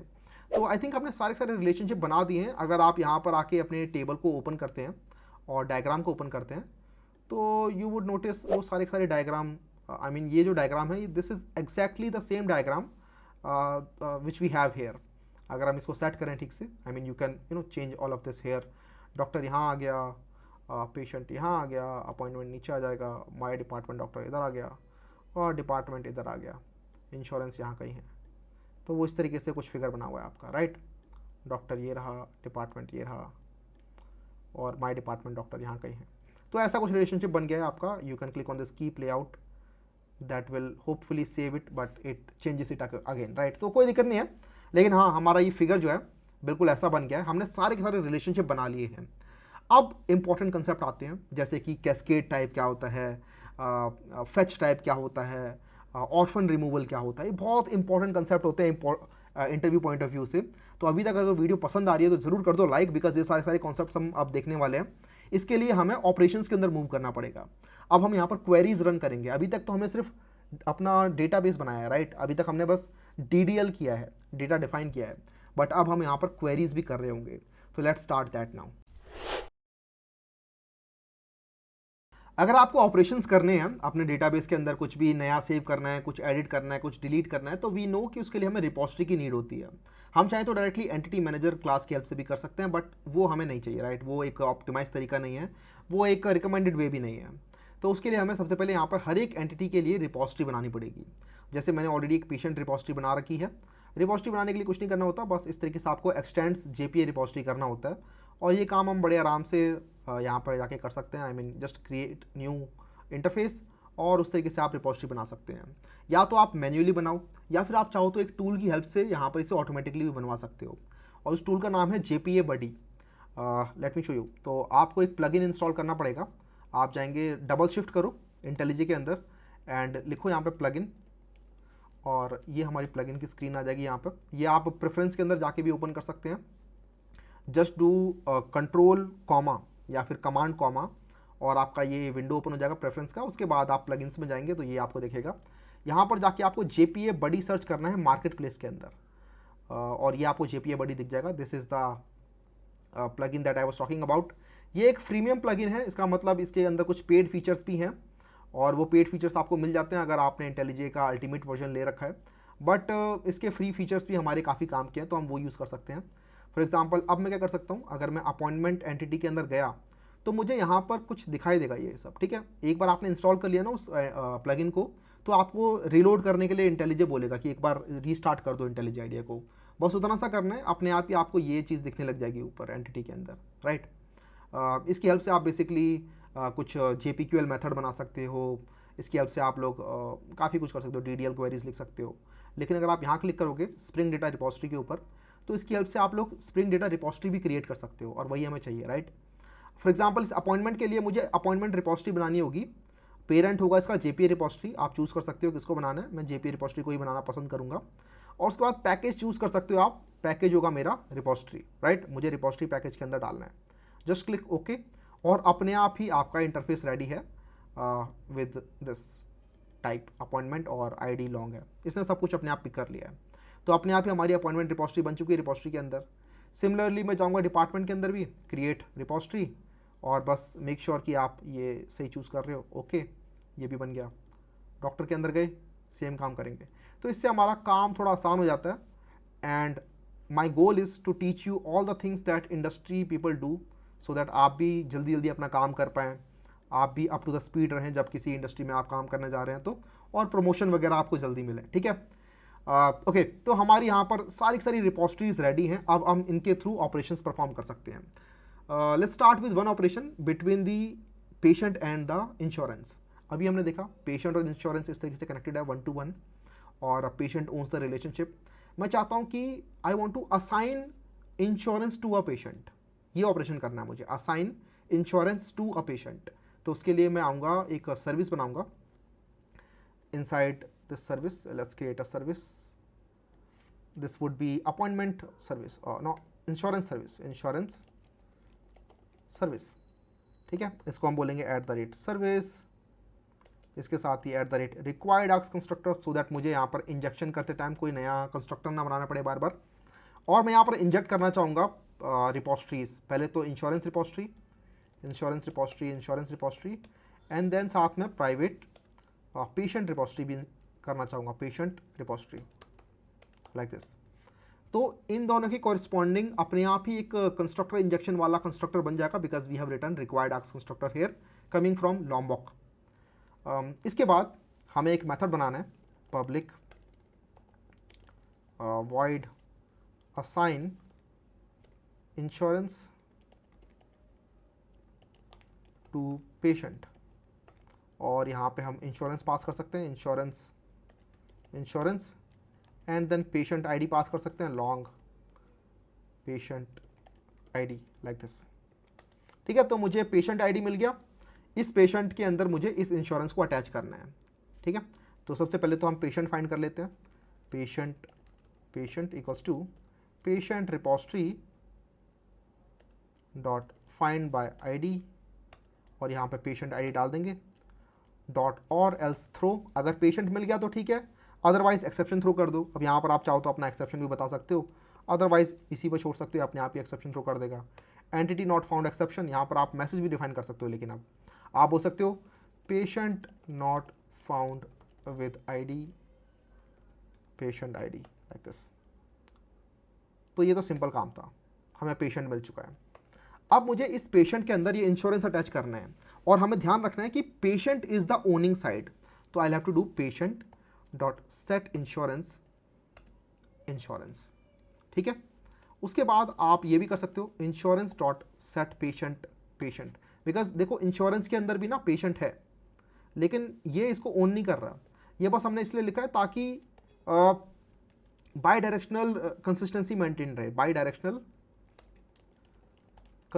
मेंटेन रहे, मेंटेनेंस। ये क्यों किया भैया आपने? क्योंकि हो सकता है इस इंश्योरेंस का आप बाद में कहीं और यूज़ करें, इसी ट्रांजेक्शनल कॉन्टेक्स्ट के अंदर या फिर इसी पर्सनल कॉन्टेक्स्ट के अंदर, इसी सेशन में अगर आप इसी इंश्योरेंस का दोबारा यूज़ करते हो कहीं, तो उसके अंदर करेक्ट पेशेंट अटैच होना चाहिए, राइट। तो इसीलिए बस मैंने यहाँ पर ये किया है। इसके बाद आप चाहो तो यहाँ से पेशेंट रिटर्न भी कर सकते हो, पेशेंट रिटर्न कर दिया आपने, यहाँ से रिटर्न पेशेंट लाइक दिस, जो आपने फाइंड किया था, राइट। तो ये अपने आप काम करेगा, लेकिन यहाँ पर आपको पेशेंट को सेव भी करना पड़ेगा। एक इंपॉर्टेंट चीज़ अब यहाँ पर समझेंगे, विच इज़ द कैस्केडिंग। कैस्केडिंग को समझना बहुत इंपॉर्टेंट होता है अगर आप मैपिंग की बात कर रहे हो, और इंटरव्यू के अंदर क्वेश्चन आते हैं, लेकिन बहुत मुश्किल नहीं है, इतना आसान कंसेप्ट है ये, क्योंकि हमारी फंडामेंटल्स क्लियर हैं, हमने पहले सीख लिया है। हमने क्या सीख लिया भैया? हमने ऑलरेडी सीख लिया भाई ये वाला concept, let me show you, ये ट्रांजिएंट परसिस्टेंस कॉन्टेक्स्ट वाला कॉन्सेप्ट। अगर आपको ये पता है ना, तो उसके बाद कुछ भी मुश्किल नहीं है, ये सब जो भी अभी हम करेंगे ना, ये सब बहुत ही आसान चीज़ हो जाएगी आपके लिए अगर आपको ये पता है तो। और ये सब मैंने ऑलरेडी समझा रखा है लास्ट क्लास के अंदर, आप जाके देख सकते हैं उसे, ठीक है।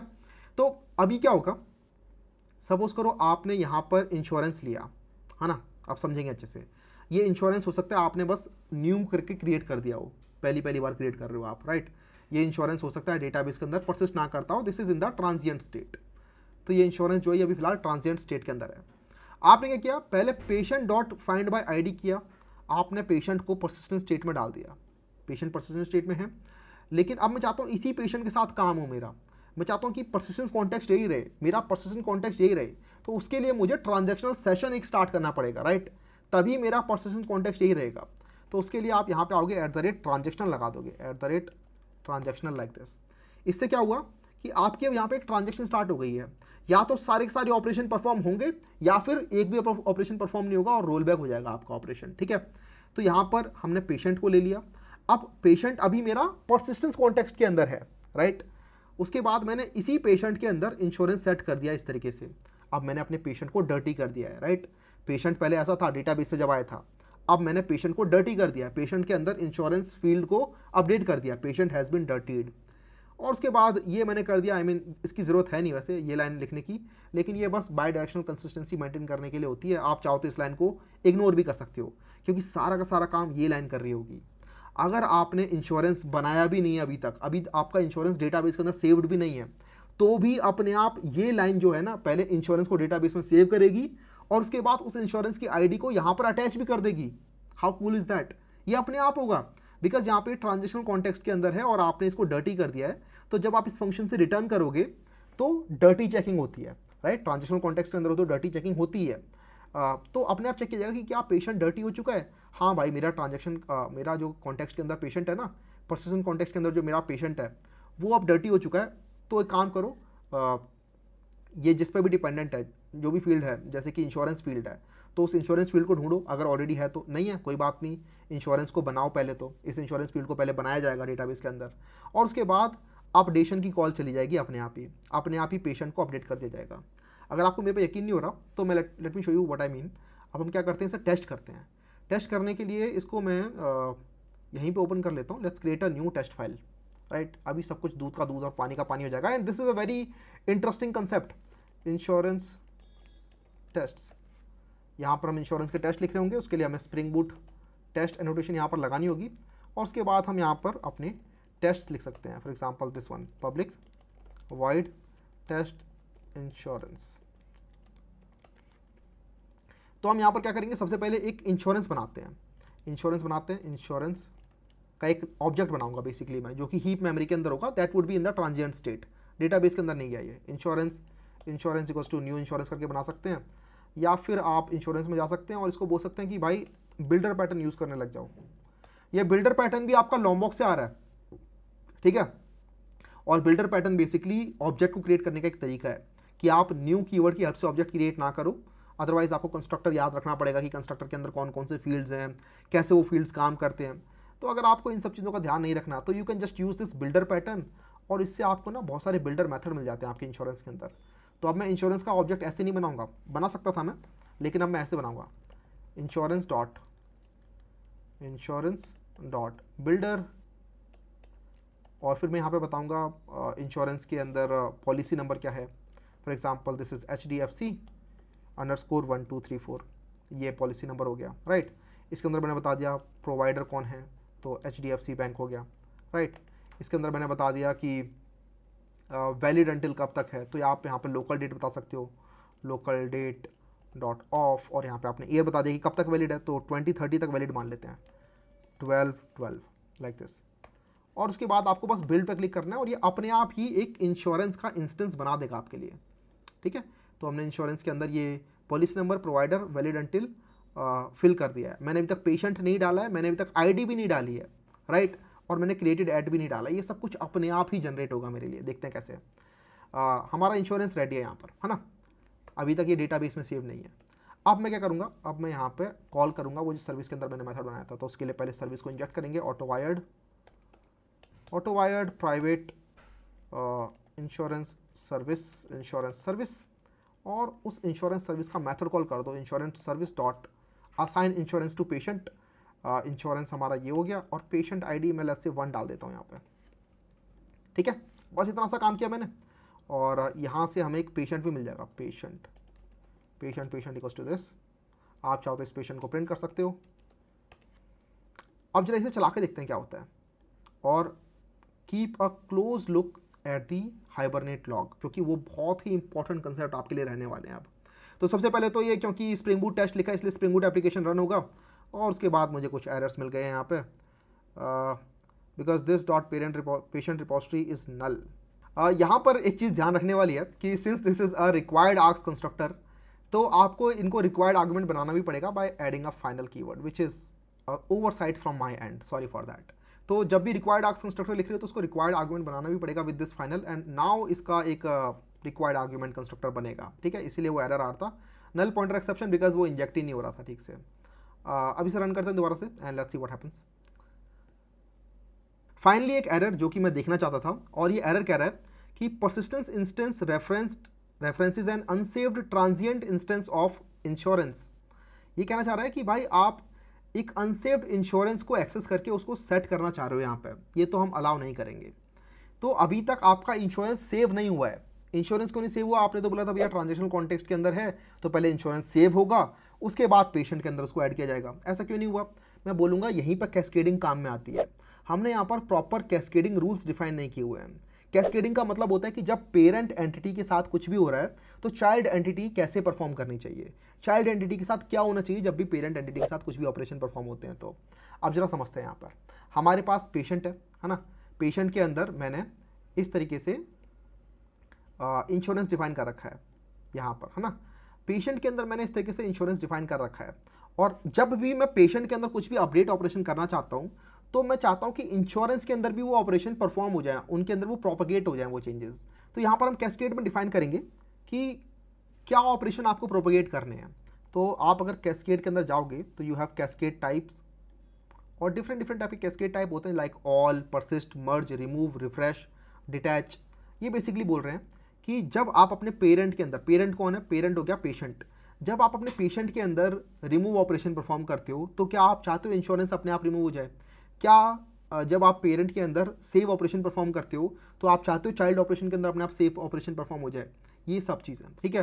तो यहाँ पर तो मैं देखो चाहता हूँ कि जब पेरेंट ऑपरेशन के अंदर सेव परफॉर्म हो तो इंश्योरेंस के अंदर भी सेव परफॉर्म हो जाए, राइट।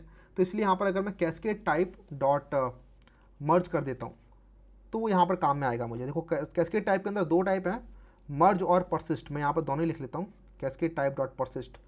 परसिस्ट आपका तब काम में आता है जब आप सेव ऑपरेशन पहली बार परफॉर्म कर रहे हैं और ये आपका अपडेट के टाइम पे आता है। तो क्योंकि जब मैं पेशेंट को सेव कर रहा हूँ मैं चाहता हूँ कि इंश्योरेंस भी अपने आप सेव हो जाए, तो इसलिए मुझे ये वाला कैस्केड टाइप यहाँ पर डिफाइन करना पड़ेगा, राइट। इसके बाद सेम एप्लीकेशन मैं रन करता हूँ तो इस बार मुझे वो एरर नहीं मिलेगा, और एक्चुअली इस बार इंश्योरेंस पहले सेव होगा बिकॉज कैस्केडिंग ठीक से डिफाइन हो रखी है, और तब हमारा चलेगा। देखते हैं। तो यहाँ पर कुछ दिक्कत आई है, वो नीचे वाली दिक्कत को आप भूल जाओ क्योंकि वो मैंने प्रिंट कराने का ट्राई किया था। बट यहाँ पर देखो सेलेक्ट किया इसने पहले तो पेशेंट को, उसके बाद इंसर्ट इनटू इंश्योरेंस। ये कॉल कहाँ से हुई? मैंने तो इंसर्ट इनटू इंश्योरेंस वाली कॉल नहीं करी थी, राइट। मैंने तो ये किया था, पेशेंट को सेट किया, इंश्योरेंस को सेट किया और बस रिटर्न कर दिया। I didn't write patient dot save, right. I didn't write patient repository dot save patient, मैंने नहीं किया। और मैंने insurance repository dot save insurance भी नहीं किया। ये अपने आप कैस्केडिंग ने किया मेरे लिए, क्योंकि हमने कैस्केडिंग टाइप डिफाइन कर रखा है कि जब पेरेंट विच इज पेशेंट इसको सेव किया जाएगा तो अपने आप ही चाइल्ड को भी सेव कर दिया जाएगा। अब आप बोलोगे भैया पेशेंट क्यों सेव हो रहा है? मैं बोलूँगा पेशेंट इसलिए सेव हो रहा है बिकॉज आप ट्रांजेक्शनल कॉन्टेक्स्ट के अंदर हो और patient has been dirtied here. Patient यहाँ पर डर्टी हो गया। अब जैसे ही ट्रांजेक्शनल कॉन्टेक्स्ट बंद होता है, इधर ये मेथड बंद हुआ, ट्रांजेक्शनल अपना कमिट फेज में चला जाएगा। कमिट फेज में जाएगा तो वहाँ पर वो डर्टी चेकिंग करेगा, बोलेगा कि हाँ यार पेशेंट तो अपडेट हो चुका है, डर्टी हो चुका है, तो मुझे पेशेंट के चेंजेस को अपडेट कर देना चाहिए। अब पेशेंट के चेंजेस अपडेट होंगे पहले डेटाबेस के अंदर, फिर वो देखा जाएगा कि अरे इंश्योरेंस अपडेट करना है बट इंश्योरेंस तो है ही नहीं। तो क्योंकि कैस्केडिंग टाइप आपने मर्ज डिफाइन कर रखी है तो पहले इंश्योरेंस को सेव किया जाएगा और उसके बाद उस इंश्योरेंस से जो आईडी मिलेगी उसको इस पेशेंट में सेव कर दिया जाएगा और उसके बाद पेशेंट को अपडेट कर दिया जाएगा। देखा, पहले इंश्योरेंस ऐड किया गया और उसकी जो आईडी मिली थी उससे पेशेंट को अपडेट भी कर दिया गया। और यही सेम चेंजेस आपको यहाँ पर भी देखने को मिलेंगे। अगर आप इंश्योरेंस ओपन करते हो, let me hit refresh here, तो आप देखोगे कि यहाँ पर हमारा एक इंश्योरेंस बन चुका है, राइट। इसकी आईडी 1 है। और अगर आप पेशेंट ओपन करोगे, लेट्स हिट रिफ्रेश हियर, तो पेशेंट के अंदर आप देखोगे patient with ID 1 now has a patient insurance ID with 1। तो ये कॉल अपने आप हो गई। And this is why cascading is very important, कि जब आप पेरेंट के अंदर कुछ भी अपडेट कर रहे हो, कुछ भी ऑपरेशन कर रहे हो, तो वो सेम ऑपरेशन कैसे प्रोपगेट होंगे चाइल्ड के अंदर, that is what we defined by the cascading. और इसके लिए मैंने एक बहुत बड़ी स्लाइड बना रखी है जो कि मैं भी आपको दिखाता हूँ। तो let's go through that slide now. ये है वो कैस्केडिंग इन जेपीए मैपिंग। तो यहाँ पर देखो ये हमारा पेशेंट है, ये हमारा अपॉइंटमेंट है, राइट। इस वाले रिलेशनशिप में पेशेंट आपका पेरेंट है और अपॉइंटमेंट आपका चाइल्ड है। ये कैसे डिफाइन हो गया भैया? क्योंकि यहाँ पर वन टू मैनी डिफाइन किया गया है। और डेटा डोमेन के अंदर, अभी आप डेटा डोमेन के अंदर है, जो पहले वाला था ये आपका ओनिंग साइड ये थी, इन्वर्स साइड ये थी, बिकॉज ये जेपीए डोमेन में था। यहाँ पर आप डेटा डोमेन के अंदर है। कैस्केडिंग इन जेपीए मैपिंग, यहाँ पर देखो ये पेरेंट साइड है पेशेंट, अपॉइंटमेंट है child side, patient parent side, appointment child side, जबकि यहाँ पर जेपीए डोमेन के अंदर अपॉइंटमेंट था ओनिंग साइड और पेशेंट था इन्वर्स साइड। तो ये कैसे हो गया कि पेशेंट यहाँ पर पेरेंट बन गया और ये अपॉइंटमेंट यहाँ पर चाइल्ड बन गया। तो दोनों दोनों अलग अलग कंसेप्ट हैं, डेटा डोमेन और जेपीए डोमेन। जेपीए डोमेन के अंदर ओनिंग और इन्वर्स की बात होती है, डेटा डोमेन के अंदर पेरेंट और चाइल्ड की बात होती है। डेटा डोमेन के अंदर जो जेपीए डोमेन के अंदर जो हमने ओनिंग की बात की थी वो डिक्टेट करता है जॉइन कॉलम, जिस जगह जॉइन कॉलम होगा वो साइड अपने आप ओनिंग साइड बन जाएगी। लेकिन पेरेंट चाइल्ड रिलेशनशिप कैसे डिफाइन होता है हाइबरनेट का, वो ऐसे डिफाइन होता है कि वन टू मैनी, मतलब किसके बिना कौन एग्जिस्ट नहीं कर सकता। पेशेंट क्या अपॉइंटमेंट के बिना एग्जिस्ट कर सकता है? हाँ कर सकता है। अपॉइंटमेंट कर सकता है, बिना पेशेंट के एग्जिस्ट नहीं कर सकता। That means patient is the one who is going to define the life cycle of the appointment, and that makes patient the parent and appointment the child inside the data domain. तो दोनों concept अलग अलग हैं। JPA के अंदर mapping और parent child relationship, यही लिखा हुआ मैंने यहाँ पे। If cascade equals to cascade type persist और all and you have added appointment object to patient dot get appointment and set appointment dot set patient, then saving the patient automatically saves the appointment। अब ये चीज़ ना अभी हमें समझ में नहीं आएगी, बिकॉज हमने अभी पेशेंट और अपॉइंटमेंट के बीच की रिलेशनशिप नहीं देखी है, अभी हमने सिर्फ वन टू वन मैपिंग देखी है। लेकिन इसका कहने का मतलब ये है कि पेरेंट साइड में जब भी कुछ भी आप ऑपरेशन कर रहे हो वो अपने आप चाइल्ड साइड में प्रोपेगेट हो जाएंगे, अगर आप ट्रांजिशनल कॉन्टेक्स्ट के अंदर हो तो, राइट। और वो हम हैं बिकॉज हमने यहाँ पे @ ट्रांजेक्शनल लिखा हुआ है। अब जरा इस एरर की भी बात कर लेते हैं। एरर कह रहा है fail to lazily initialize the collection appointments could not initialize proxy no session. तो ये बेसिकली क्या कह रहा है कि सेशन खत्म हो गया, सेशन खत्म हो गया। अब सेशन खत्म हो गया, उसके बाद आप इसको प्रिंट कराना चाहते हो, यहाँ पर पेशेंट को प्रिंट कराना चाहते हो, तो पेशेंट को हम प्रिंट तो कर देंगे, लेकिन पेशेंट के अंदर एक लेजिली चीज़ फैच हो रही है which is your appointments one two many. ये अपॉइंटमेंट जो वो लेजिली फैच हो रही है, सेशन खत्म हो चुका है, इसलिए हम उसको अब फैच भी नहीं कर सकते। तो आप चाहो तो इसको बोल सकते हो कि ठीक है इसको ना आप इग्नोर कर दिया करो टू स्ट्रिंग के अंदर से @toString.exclude। तो या तो ये कर दो, आप इसको एक्सक्लूड कर दो, या फिर आप यहाँ पे बता सकते हो कि फेच टाइप जो है, फेच टाइप उसे आप ईगर कर सकते हो। तो दो टाइप के फेच टाइप होते हैं, या तो आप ईगर बोलो या फिर लेजी बोलो। यूजुअली हमेशा ऐसा होता है कि वन टू मैनी मैपिंग के अंदर फेच टाइप हमेशा आपका लेजी होगा, क्योंकि आप नहीं चाहते कि जब भी आप पेशेंट फाइंड करना चाह रहे हो तो अपॉइंटमेंट अपने आप ही मिल जाए उसकी सारी की सारी। नहीं, अगर आप बोलोगे कि हाँ भाई पेशेंट डॉट गेट अपॉइंटमेंट कर दो, तब तो हम आपको ला के दे देंगे उसी ट्रांजेक्शन कॉन्टेक्स्ट के अंदर, अगर आप हो तो, ट्रांजेक्शन सेशन अभी आपका चल रहा है तो। लेकिन अगर आप बाद में बोलोगे तो हम आपको यहाँ पर एरर दे देंगे, क्योंकि हमारे पास नहीं है ये, ठीक है। और वन टू मैनी के अंदर आप ना इसको लेजी रखोगे तो ज़्यादा फायदे में रहोगे, क्योंकि खामखा की डेटाबेस कॉल्स नहीं जाएंगी। इसके बारे में अभी हम ना बाद में बात करेंगे जब मैं N+1 ऑपरेशन की बात करूँगा। तो या तो आप उसको ईगर कर दो तो ये एरर नहीं आएगा, या फिर आप इसको यहाँ से एक्सक्लूड कर दो तो भी ये एरर नहीं आएगा। वन टू वन मैपिंग के अंदर भी आप इसे डाल सकते हो। वन टू वन मैपिंग के अंदर ये बाय डिफ़ॉल्ट लेकिन ईगर होता है, तो इसका मतलब कि बाय डिफ़ॉल्ट आपको इंश्योरेंस मिल जाएगा जब आप पेशेंट फाइंड करोगे, लेकिन बाय डिफ़ॉल्ट आपको अपॉइंटमेंट्स नहीं मिलेंगी जब आप फाइंड करोगे। इसको मैं इनिशियलाइज भी कर देता हूँ, new array list like this. तो अब अगर इसे हम रन करेंगे तो अब कोई एरर भी नहीं आएगा और सारे ऑपरेशन भी परफॉर्म होंगे जैसे हम चाहते थे, राइट। देखो कोई एरर नहीं आया और हमारा पेशेंट यहाँ पे प्रिंट भी हो गया। इस पेशेंट के अंदर हमारी इंश्योरेंस की इन्फॉर्मेशन भी आ गई है, देखो इंश्योरेंस ये रहा, बट क्योंकि मैंने इंश्योरेंस के अंदर कोई टू स्ट्रिंग डिफाइन नहीं कर रखा इसलिए इंश्योरेंस ऐसे प्रिंट हो रहा है। बाकी हम सब कुछ प्रिंट कर पाए हैं except for the appointment, because ये हमने एक्सक्लूड कर दिया टू स्ट्रिंग के अंदर से। तो आई थिंक यहाँ तक अभी आपको वन टू वन के अंदर रिलेशनशिप समझ में आ गया होगा with the help of transactional. यही लर्निंग ना और ज़्यादा इंप्रूव होती रहेगी जब हम और ऑपरेशंस देखेंगे। नेक्स्ट ऑपरेशन देखते हैं कि आप क्रिएट अपॉइंटमेंट कैसे कर सकते हैं। अब आपको अपॉइंटमेंट क्रिएट करनी है, तो उसके लिए मैं अपॉइंटमेंट सर्विस बनाऊंगा। तो let's create another service, let's name it appointment service. Appointment service, इसका काम होगा अपॉइंटमेंट बनाने का, ऑलराइट। तो इसके अंदर पहले मैं ये कुछ चीज़ें डाल देता हूँ लाइक दिस, और इसके बाद private final, make sure to add final here, and then appointment repository and then let's also add private final doctor repository, and let's add private final patient repository. और हमारा काम है public void create new appointment. इसके अंदर हमें appointment मिलेगी, appointment उसके बाद हमें एक डॉक्टर की आईडी मिल जाएगी, डॉक्टर आईडी, और एक पेशेंट आईडी मिल जाएगी. आप यहाँ पर एक चीज़ और नोटिस कर रहे होगे कि मैंने डायरेक्टली सर्विस के अंदर एज अ इनपुट एंटिटी को लिया है.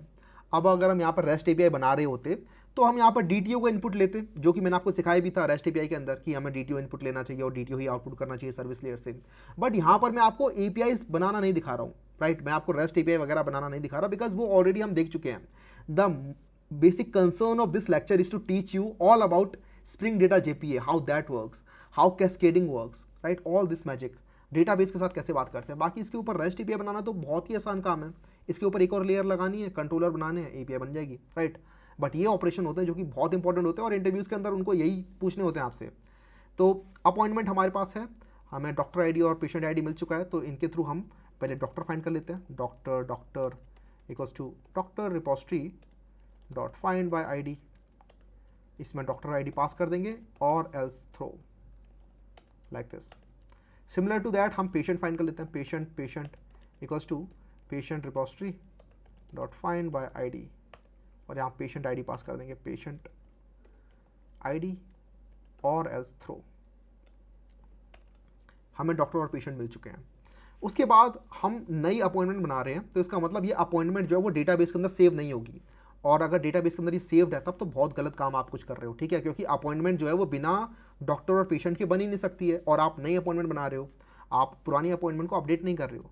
तो यहाँ पर आप एक चेक लगा सकते हो उसके लिए कि if appointment dot get ID is not null, तो मुझे थ्रो करना है, throw new illegal argument exception which says appointment. क्योंकि अगर अपॉइंटमेंट में आईडी है तो दैट मीन्स वो आईडी जो है वो डेटाबेस से आ रही है, या फिर आप आईडी पास करना चाह रहे हो, जबकि हमने बोल रखा है डेटाबेस को कि आईडी का ध्यान तो डेटाबेस रखेगा. तो अगर आईडी अपॉइंटमेंट के अंदर आ रही है तो फिर आप कुछ गलत कर रहे हो, राइट. तो हमने इसलिए वो चेक लगा दिया यहाँ पे. अच्छा, अब हमारे पास एक फ्रेशली क्रिएटेड अपॉइंटमेंट है, उसमें डॉक्टर और पेशेंट को हमें अटैच करना है. तो यहाँ पर हमें देखना है कि ओन कौन करता है रिलेशनशिप को. बहुत इंपॉर्टेंट चीज़ है ये. अपॉइंटमेंट में जाकर देखते हैं ओन कौन कर रहा है रिलेशनशिप को. तो भाई ये देखो, अपॉइंटमेंट ओन करता है इस रिलेशनशिप को, क्योंकि जॉइन कॉलम तो अपॉइंटमेंट में लिखा हुआ है, दोनों के दोनों रिलेशनशिप अपॉइंटमेंट ओन करता है. दैट मीन्स कि आपको अपॉइंटमेंट के अंदर सेट करना पड़ेगा अपॉइंटमेंट डॉट सेट पेशेंट, और यहाँ पर आप पेशेंट डाल दोगे. उसके बाद आप करोगे अपॉइंटमेंट डॉट सेट डॉक्टर डाल दोगे. और उसके बाद क्योंकि ये नई अपॉइंटमेंट है तो इसलिए आपको इसको सेव भी करना पड़ेगा, राइट. नई अपॉइंटमेंट है, डेटाबेस के अंदर परसिस्ट कराना चाहते हो पहली बार, तो इसको सेव भी करना होगा. तो आप करोगे अपॉइंटमेंट डॉट सेव, और बेसिकली आप अपॉइंटमेंट रिपोजिटरी डॉट सेव करना चाहते हो. वो जेपीए बडी ने अपना आप काम कर दिया, ठीक है. मैंने जेपीए बडी डाला हुआ है ना, तो अगर आप लिखोगे ना अपॉइंटमेंट डॉट सेव, तो ये देखो ये जेपीए बडी से आ रहा है, ये अपने आप ही अपॉइंटमेंट रिपोजिटरी का ये वाला मेथड कॉल कर देगा. तो ये थोड़ा सा काम को आपको आसान कर देता है, और आप कोड थोड़ा फास्ट लिख पाते हो. अपने दोस्तों को जब दिखाते हो तो वो भी थोड़ा इंप्रेस होते हैं. ओके, अब एक इंपॉर्टेंट चीज़ यहाँ पे @ ट्रांजेक्शन तो लगाना पड़ेगा ही, है ना. ट्रांजेक्शन लगाना पड़ेगा, लेकिन इसी के साथ आपकी कैस्केडिंग कैसे डिफाइन है वो भी आपको देखनी पड़ेगी. तो यहाँ पर देखो यार, कैस्केडिंग हमने डिफाइन ही नहीं कर रखी है ना. आपने कैस्केडिंग डिफाइन नहीं कर रखी अपॉइंटमेंट टू पेशेंट या फिर अपॉइंटमेंट टू डॉक्टर. क्या आप नहीं चाहते कि जब भी अपॉइंटमेंट बने तो पेशेंट भी बने? नहीं यार, ये तो नहीं चाहता मैं, है ना, कि जब भी अपॉइंटमेंट बन रही है तो एक नया पेशेंट बन जा रहा है. ये तो बिल्कुल नहीं चाहता मैं. तो इसलिए यहाँ पर कोई कैस्केडिंग डिफाइन करने की नीड नहीं है मुझे, राइट. क्या आप चाहते हो कि जब अपॉइंटमेंट डिलीट हो तो पेशेंट डिलीट हो जाए? नहीं, बिल्कुल नहीं चाहता. इसलिए मैनी टू वन साइड में आप most of the time cascading नहीं डिफाइन करोगे. डिफाइन करोगे तो बहुत गौर से, बहुत सोच समझ के करना है कि क्या सिर्फ एक ही पेशेंट एग्जिस्ट करता है. बिकॉज सोचो, आपने अपॉइंटमेंट डिलीट किया और फिर पेशेंट डिलीट हो गया, अगर उस पेशेंट की कोई और अपॉइंटमेंट्स होंगी तो उनका क्या होगा, राइट. तो ये एक दिक्कत वाली बात है. इसलिए यहाँ पर मैं कोई कैस्केडिंग डिफाइन नहीं करूँगा मैनी टू वन के अंदर. हाँ, पेशेंट के अंदर अपॉइंटमेंट में जाते टाइम मैं यहाँ पर कैस्केडिंग जरूर डिफाइन करूँगा, ठीक है. जबकि ये नॉन ओनिंग साइड है, जबकि ये इनवर्स साइड है, लेकिन तब भी मैं यहाँ पर कैस्केडिंग डिफाइन कर सकता हूँ. मैं बोल सकता हूँ कि कैस्केड इक्वल्स टू कि जब भी पेशेंट डिलीट हो तो क्या आप सारी सारी अपॉइंटमेंट को डिलीट करना चाहते हो? मैं बोलूँगा हाँ डिलीट करना चाहता हूँ, क्योंकि अगर पेशेंट ही नहीं है मेरे डेटाबेस के अंदर तो उसकी अपॉइंटमेंट को रख के क्या करना है मुझे। ये मेरी थिंकिंग है। आप चाहो तो सॉफ्ट डिलीट कर सकते हो, जिसके अंदर आपने पेशेंट को जब डिलीट करने की क्वेरी आती है तो पेशेंट के अंदर एक डिलीट फ्लैग बना दिया या फिर इज एक्टिव फ्लैग बना दिया, जिसको आप ट्रू या फॉल्स कर सकते हो सो दैट ये दिक्कत ना आए। लेकिन मैं अपने सिस्टम में आपको सिखाना चाहता हूँ कि जब आप पेशेंट डिलीट करते हो तो अपने आप ही उसकी अपॉइंटमेंट भी कैसे डिलीट हो जाए। तो उसके लिए आपको यहाँ पर कैस्केड में डिफाइन करना पड़ेगा, cascade dot remove, cascade type dot remove. ये कैस्केड टाइप डॉट रिमूव क्या करेगा ना कि जब आप इस पेशेंट को रिमूव करोगे, because patient is the parent here, तो अपने आप ही उसके जितने भी अपॉइंटमेंट्स होंगे वो अपने आप डिलीट हो जाएंगे। ठीक है, तो ये फ़ायदा होता है इस कैस्केड का।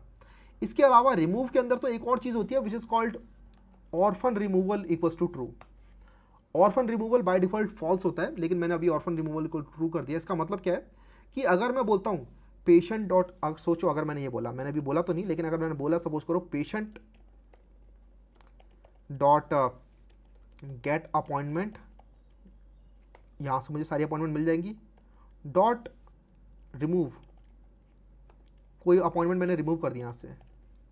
ठीक है, पेशेंट के अंदर अपॉइंटमेंट है, लिस्ट ऑफ अपॉइंटमेंट यहाँ पे मिली, मैंने उसमें से कोई एक अपॉइंटमेंट यहाँ से बस फंक्शन में से रिमूव कर दी, बस फंक्शन में से रिमूव किया है, मैंने पेशेंट डिलीट नहीं किया, मैंने बस इस लिस्ट में से उस पेशेंट को रिमूव कर दिया, मतलब डिटैच कर दिया बेसिकली। तो ऑर्फन रिमूवल अगर आप ट्रू करोगे तो चाइल्ड अपने आप ही रिमूव हो जाएगा। ये बोलता है कि अगर कोई चाइल्ड है जिसका कोई पेरेंट नहीं है, ऑर्फन बन चुका है वो, तो क्या उसको मुझे मेमोरी में से अपने आप डिलीट करना है कि नहीं? तो हाँ मुझे वो करना है। यहाँ देखो मैंने पेशेंट को डिलीट नहीं किया, मैंने बस पेशेंट की अपॉइंटमेंट की लिस्ट में से उस अपॉइंटमेंट को हटा दिया। इसका मतलब उस अपॉइंटमेंट का कोई अब अस्तित्व नहीं है, उसका कोई पेरेंट नहीं है। तो अब उस पेशेंट को अगर आपको रिमूव करना है ऐसे केस में, अब वो ऑर्फन बन चुकी है, तो आप ऑर्फन रिमूवल ट्रू भी कर सकते हो। इसको अभी हम प्रैक्टिकली भी देखेंगे, लेकिन फिलहाल हमने यहाँ पर कैस्केड डाल दिया है। खैर ये कैस्केड मैंने कहीं और ही डाला है, इसका ज़्यादा कुछ यहाँ पर सेंस बनेगा नहीं, बिकॉज आप सारे ऑपरेशन अपॉइंटमेंट के अंदर कर रहे हो, राइट। उसके बाद आपने अपॉइंटमेंट को सेव कर लिया। अपॉइंटमेंट में आप कुछ भी ऑपरेशन करते हो वो पेशेंट या डॉक्टर में प्रोपोगेट नहीं होंगे, क्योंकि आपने यहाँ पर कोई कैस्केड नहीं डिफाइन किया हुआ है। ये सारी लाइनें जो मैं बोल रहा हूँ बहुत इंपॉर्टेंट है, सबके कुछ मायने हैं। दिमाग खोल के अगर समझोगे तब तो आएगा समझ में, ठीक है, कि मैं क्या बोल रहा हूँ। अदरवाइज लगेगा कि क्या भैया बोले जा रहे हैं। यहाँ पर मैंने कोई कैस्केड टाइप नहीं डिफाइन किया हुआ है, क्योंकि मैं नहीं चाहता जब भी अपॉइंटमेंट के अंदर कुछ भी अपडेट या फिर कुछ भी डिलीट ऑपरेशन हो रहे हो वो पेशेंट तक जाएं, because this appointment is a child, it's a child, it is an owning side, does not make it a parent, right? It is a child of patient and the doctor. तो जब भी इसमें कुछ operation हो रहे हैं मैं नहीं चाहता वो डॉक्टर या पेशेंट को भी अफेक्ट करें, एंड दैट्स वाई यहाँ पर हमने कैस्केडिंग डिफाइन नहीं की है। अगर मैं यहाँ पर बोल दूँ कि क्या कैस्केड इक्वल्स टू, ये भी बात समझ लो, कैस्केड टाइप डॉट ऑल मैंने मान लो कर दिया, यहाँ पे रिमूव कर दिया। अगर मैंने यहाँ पर ये कर दिया, इसका मतलब पता क्या है कि कभी भी अगर आप कोई अपॉइंटमेंट को गेट करके उसे डिलीट कर देते हो ना, तो this will try to delete the patients as well. This will try to find that patient who is attached to this appointment, and it will try to make a delete call to that patient as well. ठीक है, और अगर वो patient multiple appointment के साथ attached है तब तो आपको एरर मिल जाएगा, और अगर वो पेशेंट किसी और अपॉइंटमेंट के साथ अटैच नहीं है तो वो पेशेंट डिलीट भी हो जाएगा। तो आप अपॉइंटमेंट को डिलीट करने चले थे, पेशेंट भी डिलीट हो गया, ये तो आप नहीं चाहते ना। तो इसीलिए यहाँ पर हमें कैस्केड टाइप नहीं लगाना है चाइल्ड के अंदर, पेरेंट के अंदर ही लगाना चाहिए, because parent dictates the life cycle. Alright, तो हमने क्रिएट न्यू अपॉइंटमेंट बना दिया है, अपॉइंटमेंट के अंदर इस तरीके से हमने अपडेट्स भी कर दिए हैं और यहाँ पर हमने सेव भी कर लिया है। तो ये 2 लाइनें काफ़ी हैं आपकी आईडी को सेव करने के लिए, लेकिन 2 लाइनें मैं और लिखना चाहूँगा यहाँ पे, just to maintain the bidirectional consistency. ठीक है, तो मैं बोलूँगा patient dot get appointments dot add this appointment. Similarly, I'll say doctor dot get appointments. Doctor के पास कोई अपॉइंटमेंट का मैंने मैपिंग नहीं बना रखा शायद, ओके। तो मैंने बस एक ही लाइन लिखी है। अगर मैंने डॉक्टर के अंदर भी अपॉइंटमेंट की मैपिंग बना रखी होती तो बाई डायरेक्शनल मैपिंग मुझे अगर मेंटेन करनी है तो ये लाइन लिखनी चाहिए। इससे कुछ जेपीए या फिर डेटाबेस के अंदर फर्क नहीं पड़ेगा, but this is just to maintain bidirectional consistency, right, like this. और ये वो 2 लाइनें हैं जो अपना अपॉइंटमेंट को अपडेट करेंगी, और इसके बाद ये वो लाइन है जो कि एक्चुअली अपॉइंटमेंट को सेव भी कर रही होगी। आप चाहो तो इस अपॉइंटमेंट को यहाँ से रिटर्न करा सकते हो लाइक दिस, और आप यहाँ से इसे रिटर्न करा सकते हो, जो भी अपॉइंटमेंट यहाँ पर बनेगी। इसको ज़रा टेस्ट कर लेते हैं। तो इसको मैं इंश्योरेंस टेस्ट के अंदर ही लिख लूँ, एक और टेस्ट बनाने से अच्छा मैं इसको यहीं लिख देता हूँ। तो @autowired private appointment service, उसके बाद @test public void test create appointment. यहाँ पर हम अपॉइंटमेंट बनाना चाहते हैं, है ना। तो इसको तो क्या क्या चाहिए, इसको चाहिए एक अपॉइंटमेंट का ऑब्जेक्ट चाहिए और साथ में डॉक्टर आईडी और पेशेंट आईडी चाहिए। अब हमारे पास पेशेंट तो हमने स्टोर किया हुआ है, लेकिन डॉक्टर मैं अभी फ़िलहाल स्टोर नहीं कर रहा हूँ। तो मैं एक काम करता हूँ, डॉक्टर भी स्टोर करने लग जाता हूँ अब डेटाबेस के अंदर। उसके लिए मुझे कुछ कमांड लिखनी पड़ेंगी जिससे कि डॉक्टर भी मेरा सेव हो जाया करेगा डेटाबेस के अंदर। तो लेट मी शो यू। अगर हम जाएंगे अपने data.sql के अंदर, तो after running this insert command, ये वाली इंसर्ट कमांड भी रन कर दो, जिसके अंदर नेम, स्पेशलाइजेशन और ईमेल पास हो रहा है, और ये सारे डॉक्टर्स भी अब हमारे डेटाबेस के अंदर ऐड हो जाएंगे। ठीक है, तो जब भी डेटा इनिशलाइज होगा तो इन डॉक्टर्स के साथ इनिशलाइज होगा वो। तो चलो भैया, बहुत ही बढ़िया काम कर दिया ये तो आपने।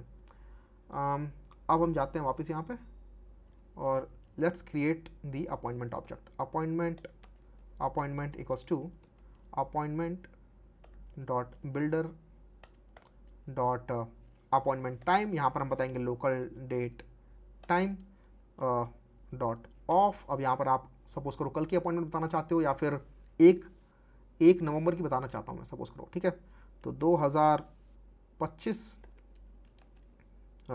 मंथ हो जाएगा 1 नवंबर। उसके बाद आप यहाँ पे बताओगे कितने बजे जाना चाहते हो।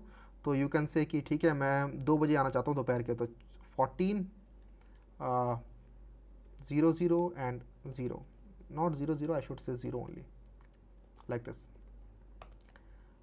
Dot reason, तो let's say cancer dot build।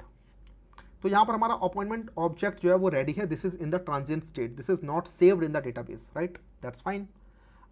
उसके बाद हम करेंगे appointment service dot create new appointment. इसके अंदर हम अपना अपॉइंटमेंट पास करेंगे।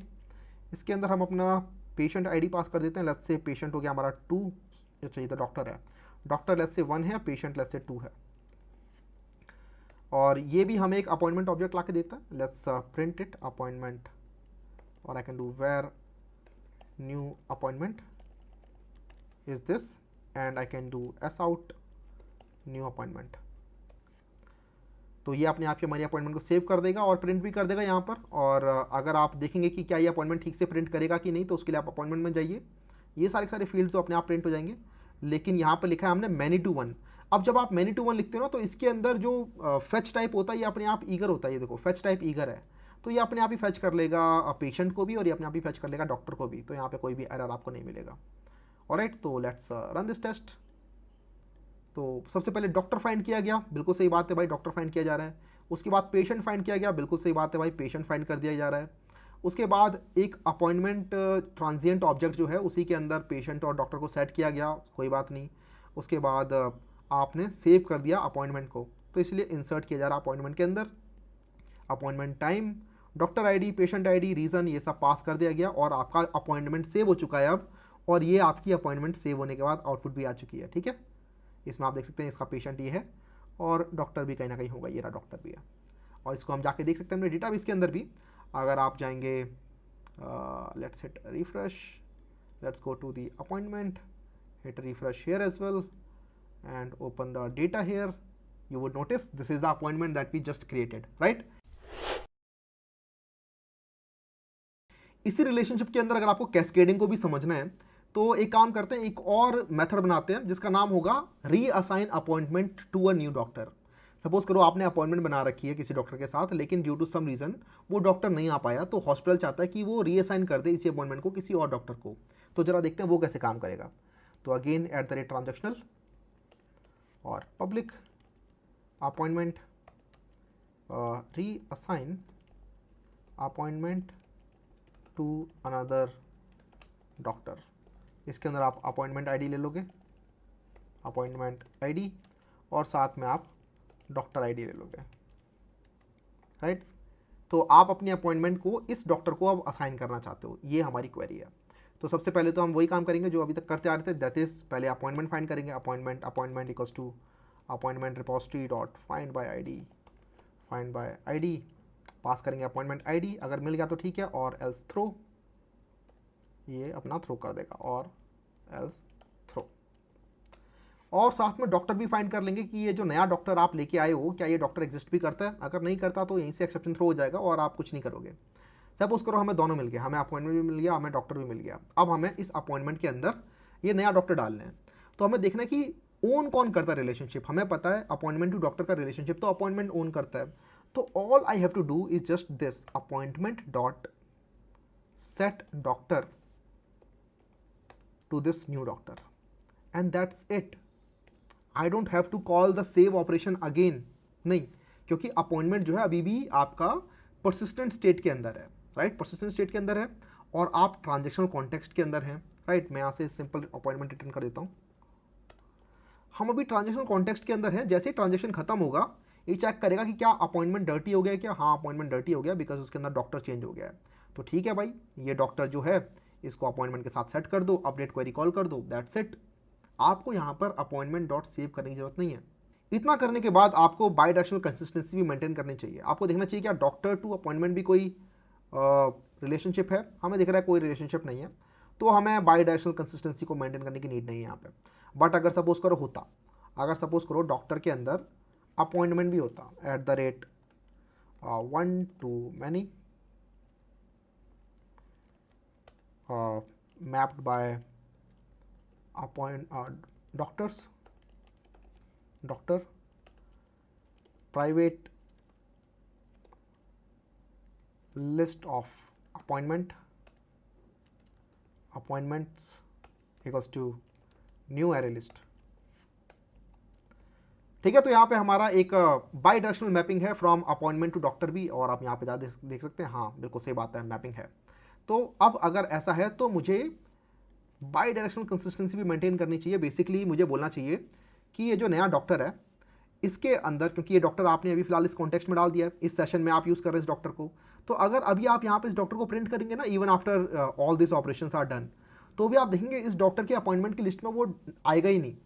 ठीक है, आपको खुद ऐड करना पड़ेगा वो doctor dot get appointments dot add this appointment. तो ये बस एक ऑपरेशन है just for by directional consistency, और ये वो ऑपरेशन है this will automatically call the update because it is dirty now. तो जब भी डर्टी होगा तो डर्टी चेकिंग होती है ट्रांजेक्शनल कॉन्टेक्स्ट के अंदर, and that's why this will automatically call the update operation. तो जरा देखते हैं काम करता है कि नहीं। तो we want to reassign appointment to another doctor, right, but for that we have to have another appointment as well, मतलब एक अपॉइंटमेंट होगी तभी तो रीअसाइन कर पाओगे इस अपॉइंटमेंट को। तो एक काम करते हैं, ये काम ना हम यहीं कर लेते हैं इसी अपॉइंटमेंट के अंदर ही। तो ये क्रिएट किया इसने अपॉइंटमेंट को, हमने अपॉइंटमेंट यहाँ पर प्रिंट भी कर दी। अब उसके बाद हम इसको रीअसाइन करना चाहते हैं, तो will do where reassigned, let's just do appointment service dot reassign appointment to another doctor. Appointment ID हमारी यहाँ पर होगी new appointment dot get ID, और यहाँ पर डॉक्टर आईडी पहले था 1, मैं बोलता हूँ डॉक्टर अब 3 पे ले जाओ इसको, ठीक है। और this returns another appointment, so we'll do where this would be updated appointment। ये where आ रहा है because we are in Java 21, तो इसके अंदर where आएगा ही। उसके बाद s out updated appointment। तो अब इसे चला के देखते हैं। सबसे पहले एक अपॉइंटमेंट क्रिएट होगी यहाँ तक, ठीक है, यहाँ तक तो पहले जैसे काम चलेगा, अपॉइंटमेंट क्रिएट होगी। उसके बाद यहाँ पर ना अपॉइंटमेंट आपकी रीअसाइन होने का ट्राई किया जाएगा, और यहाँ पर आपकी अपॉइंटमेंट रीअसाइन हो भी जाएगी। तो let's see all these operations one by one. तो बस रन कर देना है इसको and let's see what happens. तो ये हमारा टेस्ट केस यहाँ पर चल गया है। Let's see all these operations. तो सबसे पहले हमारी यहाँ पर एक अपॉइंटमेंट बन गई है, आप देख सकते हैं अपॉइंटमेंट की ID 1 है, और इसके अंदर पेशेंट तो यही है और डॉक्टर भी कोई है, राइट। उसके बाद क्योंकि हम गए रीअसाइन के अंदर, तो रीसन के अंदर गए तो हमें ये सब ऑपरेशन कॉल करने पड़े। पहले हमने पहले अपॉइंटमेंट फाइंड किया, तो this is to get the appointment. फिर हमने डॉक्टर फाइंड किया, तो this is to get the doctor. और ये सब डॉक्टर दोबारा क्यों फाइंड किए जा रहे हैं? बिकॉज आप एक अलग ट्रांजेक्शन कॉन्टेक्स्ट के अंदर है। अगर ये सारा सारा काम एक ही ट्रांजेक्शन कॉन्टेक्स्ट के अंदर हो रहा होता ना, तो डॉक्टर को दोबारा फाइंड किया भी नहीं जाता, बिकॉज डॉक्टर ऑलरेडी एग्जिस्ट कर रहा है और साथ में अपॉइंटमेंट भी ऑलरेडी एग्जिस्ट कर रही है इसी परसिस्टेंस कॉन्टेक्स्ट के अंदर। बट यहाँ पर अब वो चेंज हो गया है, because now you are in another transaction, तो इसीलिए दोबारा कॉल किया गया। और उसके बाद अपडेट कॉल हो गया, देखो अपने आप ही, जबकि मैंने कोई सेव कॉल नहीं किया, but this will automatically call the update because it is dirty. तो since appointment is now dirty and appointment owns the relationship, so when you make it dirty this will automatically update. And अब हमारी appointment update हो चुकी है। ID तो 1 ही रहेगी उसकी, patient भी सेम रहेगा, लेकिन this time doctor has been updated and we can verify this by coming here to the doctor, no to the appointment actually, hit refresh. और अब देखो डॉक्टर आईडी यहाँ पर 3 हो चुकी है। तो इस तरीके से आपने देखा कि किस तरीके से हमारी कैस्केडिंग काम करती है, राइट। ये हमारी कैस्केडिंग ही काम कर रही है यहाँ पे, जैसे कि जैसे ही हमने इसको डर्टी किया और इसने अपडेट अपने आप ऑपरेशन कर दिया। अभी तक हमने जो भी ऑपरेशन देखे इसके अंदर हमने क्रिएट और सेव और अपडेट की बात की है, लेकिन अब जरा रिमूवल की बात करते हैं कि जब आप रिमूव करते हो या डिलीट करते हो किसी पेरेंट एंटिटी को, तो कैसे चाइल्ड एंटिटीज़ भी डिलीट हो जाती हैं, या फिर जब आप डिसएसोसिएट करते हो किसी पेरेंट से चाइल्ड को, तो अपने आप ही चाइल्ड कैसे रिमूव हो जाता है with the help of orphan removal. ये देखना बहुत ज़रूरी है, तो लेट्स स्टार्ट फॉर दैट। तो मैं क्या करना चाहता हूँ कि हमने इंश्योरेंस सर्विस के अंदर देखो इंश्योरेंस को असाइन तो कर दिया, लेकिन सपोज़ करो कुछ दिनों बाद पेशेंट बोलता है कि मुझे इस इंश्योरेंस से हटा दो, तो I want to dissociate from this insurance. तो for that you have public patient disassociate insurance from patient like this. तो यहाँ पर हमने बस बताना है patient ID, long patient ID, that's it. So this will help us to disassociate insurance from the patient. सबसे पहले हमें पेशेंट फाइंड कर लेना है विद द गिवन आईडी, ये हमें मिल गया patient, right, patient dot find by ID, patient repository dot find by ID. उसके बाद हमें क्या करना है, हमें देखना है ओन कौन करता है पेशेंट टू इंश्योरेंस रिलेशनशिप। तो उसके लिए आप पेशेंट में जाओगे, आप देखोगे यार पेशेंट टू इंश्योरेंस रिलेशनशिप तो पेशेंट ओन करता है, बिकॉज जॉइंट कॉलम यही लिखा हुआ है, और साथ में आपने यहाँ पे कैस्केड टाइप का डिफाइन किया हुआ है। तो कैस्केड टाइप आपने मर्ज और परसिस्ट डिफाइन किया हुआ है। दैट मीन्स सिर्फ अपडेट या फिर क्रिएट करने के टाइम पे ही, जब भी आप पेशेंट को अपडेट या क्रिएट कर रहे होगे, ओनली देन इंश्योरेंस को अपडेट होना चाहिए। बट मैं बोलूँगा नहीं यार, मुझे ना यहाँ पर डिलीट ऑपरेशन भी चाहिए, मतलब जब मैं पेशेंट को डिलीट करूँ तब इंश्योरेंस भी डिलीट हो जाए, मतलब बिना पेशेंट के इंश्योरेंस का रहने का कोई मतलब बनता नहीं है, राइट। तो उसके लिए मैं यहाँ पे कैस्केड टाइप ऑल भी लिख सकता हूँ, cascade type dot all like this. But ये वो चीज़ नहीं है जो मैं आपको सिखाना चाहता हूँ। कैस्केड टाइप ऑल तो तब काम करेगा जब आप पेशेंट को डिलीट करना चाहते हो। हम पेशेंट को डिलीट नहीं करना चाहते, पेशेंट बोल रहा है मैं आपके सिस्टम में रहना चाहता हूँ बट मैं अपना इंश्योरेंस हटवाना चाहता हूँ, तो आप बोलोगे ठीक है, उस केस में आप ऑर्फन रिमूवल ट्रू कर दो, ठीक है। ऑर्फन रिमूवल ट्रू कर दिया हमने, और बस उसके बाद हमें यहाँ पे आके बोलना है patient dot set insurance null, that's it, that's it. बस इतना करना है और अपने आप ही पेशेंट डर्टी हो जाएगा और अपने आप ही इंश्योरेंस वहाँ से डिलीट भी हो जाएगा। Let me show you what I mean. तो उसके लिए आपको पहले यहाँ पर ट्रांजेक्शन लिखना पड़ेगा, ट्रांजेक्शनल, एंड आप रिटर्न कर सकते हैं इस पेशेंट को उसके बाद। तो एसोसिएट करना है पेशेंट को इंश्योरेंस से, तो उसके लिए हमें इंश्योरेंस बनाना भी पड़ेगा। आई थिंक हम इसी के अंदर वो कॉल कर सकते हैं पहली कॉल में ही। तो this was the test insurance जो हमने ऑलरेडी देखा था, जिसके अंदर हमने देखा था कैसे आप असाइन कर सकते हो एक इंश्योरेंस पेशेंट को, और वो हमें पेशेंट मिल भी गया था, राइट। तो हमारा यहाँ पर वो पेशेंट प्रिंट हो गया। अब मैं चाहता हूँ डिसएसोसिएट करना चाहता हूँ, राइट, ठीक है। तो मैं बोलूँगा insurance service dot disassociate insurance from patient, और यहाँ पर पेशेंट की आईडी पास कर दो, पेशेंट डॉट गेट आईडी करके, and this will give me another patient, right. So where new patient, I mean the patient will be the same, but इस patient के अंदर कोई भी एसोसिएशन नहीं होगा इंश्योरेंस के साथ, क्योंकि आपने पेशेंट डॉट सेट इंश्योरेंस नल कर दिया है। और उसके बाद अब इसे अगर आप प्रिंट करोगे तो अब आपको पेशेंट के अंदर इंश्योरेंस देखने को अब नहीं मिलेगा। लेट मी जस्ट सी कि हम यहाँ पे प्रिंट कर भी रहे हैं कि नहीं कर रहे हैं इंश्योरेंस को। हाँ कर रहे हैं, क्योंकि ये देखो ये 2 स्ट्रिंग के अंदर एक्सक्लूड नहीं है और 1-to-1 मैपिंग के अंदर ये ईगर होता है बाय डिफ़ॉल्ट। तो इंश्योरेंस तो ये अपने आप फाइंड करने का ट्राई करेगा, बट इंश्योरेंस जब नहीं मिलेगा तो वहाँ पे वो नल हो जाएगा इंश्योरेंस अपने आप ही। तो इस न्यू पेशेंट के अंदर हमें इंश्योरेंस नहीं मिलेगा। Late me just copy this, paste it here, और इसको चला के देखते हैं। बट जब हम इसे चलाएंगे ना तो मैं दिखाता हूँ क्या होगा। Let's just run this. सारे ऑपरेशन अपने आप परफॉर्म हो जाएंगे और आप देखोगे इंश्योरेंस रहेगा ही नहीं आपके डेटाबेस के अंदर एट द एंड। तो जरा देखते हैं क्या क्या हुआ। तो हाइबरनेट ने ये 3 चीज़ें करी। हाइबरनेट ने बेसिकली अपना काम किया टू ऐड द इंश्योरेंस, और ये हमें पता है ऑलरेडी, ये हमने देख लिया था। और ये देखो पेशेंट ऐड भी हो गया, और इस पेशेंट के अंदर आपका इंश्योरेंस भी डल चुका है। ये देखो इंश्योरेंस की वैल्यू ये रही है ना, इंश्योरेंस डल चुका है। अब उसके बाद हमने ये किया डिसएसोसिएट इंश्योरेंस फ्रॉम पेशेंट। तो हमें पहले पेशेंट आईडी फाइंड किया, पेशेंट फाइंड किया पहले तो, राइट। तो उसके लिए सेलेक्ट कॉल हुई, पेशेंट फाइंड किया गया। उसके बाद आपने क्या, पेशेंट डॉट सेट इंश्योरेंस नल, ये कर दिया आपने, मतलब पेशेंट को डर्टी कर दिया। उसके बाद आपने पेशेंट रिटर्न कर दिया। बट जैसे आप ट्रांजेक्शन से बाहर निकले, क्योंकि पेशेंट डर्टी हो चुका है, तो वो सारे ऑपरेशन परफॉर्म होंगे so that patient can be synchronized with the database, because dirty हो चुका है। तो उसके लिए इंश्योरेंस को नल किया जाएगा। तो पेशेंट के अंदर जो इंश्योरेंस जो है, इंश्योरेंस वाला फील्ड, उसको नल मार्क कर दिया जाएगा। बट क्योंकि ये जो रिलेशनशिप है, इसको आपने डिफाइन किया हुआ है कि ऑर्फन रिमूवल ट्रू है, राइट। आपने ऑर्फन रिमूवल ट्रू डिफाइन किया हुआ है। तो इसी वजह से क्या होगा, जो चाइल्ड एंटिटी है which is the insurance in this case, उसको भी डिलीट कर दिया जाएगा। ये देखो, delete from insurance where ID is this. तो अपने आप ही डिलीट भी कॉल हो गया और आपका पेशेंट में से इंश्योरेंस भी हट गया। तो ऑर्फन रिमूवल वहाँ पे काम में आता है जब आप चाहते हो कि कोई एंटिटी है, चाइल्ड एंटिटी, उसका कोई अस्तित्व ही नहीं है बिना पेरेंट के, वो उसके बिना रहने का कोई मतलब ही नहीं है। इन दैट केस आप अपने आप ही चाइल्ड को रिमूव कर सकते हो as soon as you disassociate even. I didn't have to delete the patient from here, keep in mind. मैंने पेशेंट डिलीट नहीं किया, पेशेंट अभी भी है, मैंने बस डिसोसिएट किया और अपने आप ही वो डिलीट कर दिया उसने। तो ये डिस्टिंक्शन होता है आपका ऑर्फन रिमूवल में और कैस्केड टाइप रिमूव के अंदर। तो इसके लिए ना मैंने बहुत अच्छी स्लाइड भी बना रखी है, let me show you that slide.